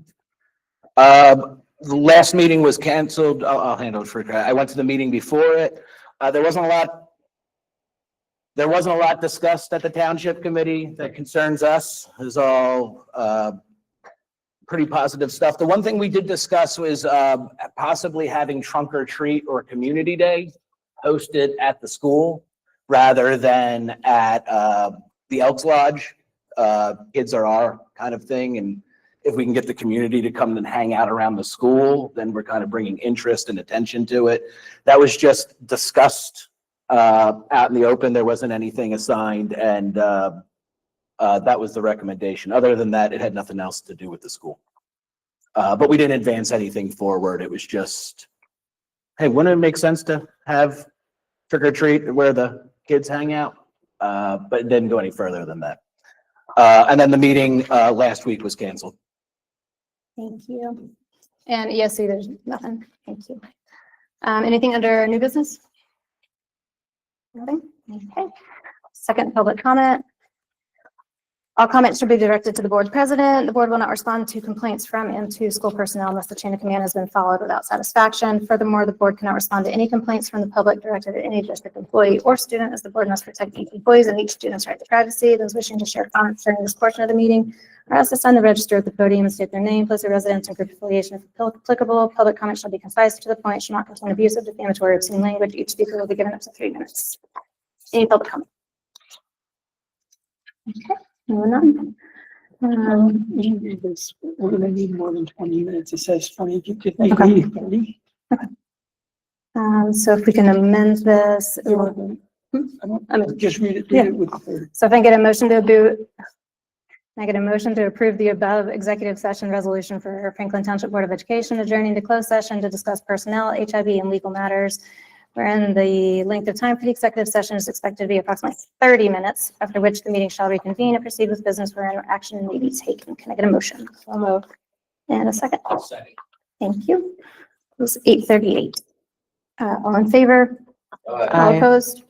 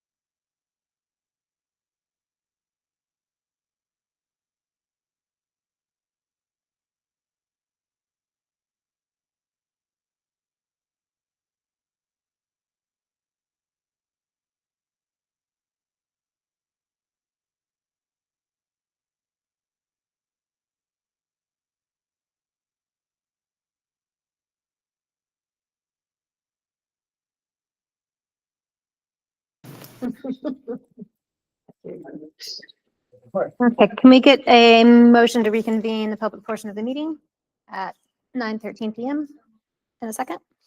Thank you. All in favor? All opposed? Motion carries. Okay, other business. We have action items A and B. If I can get a motion for those. In a second. Thank you.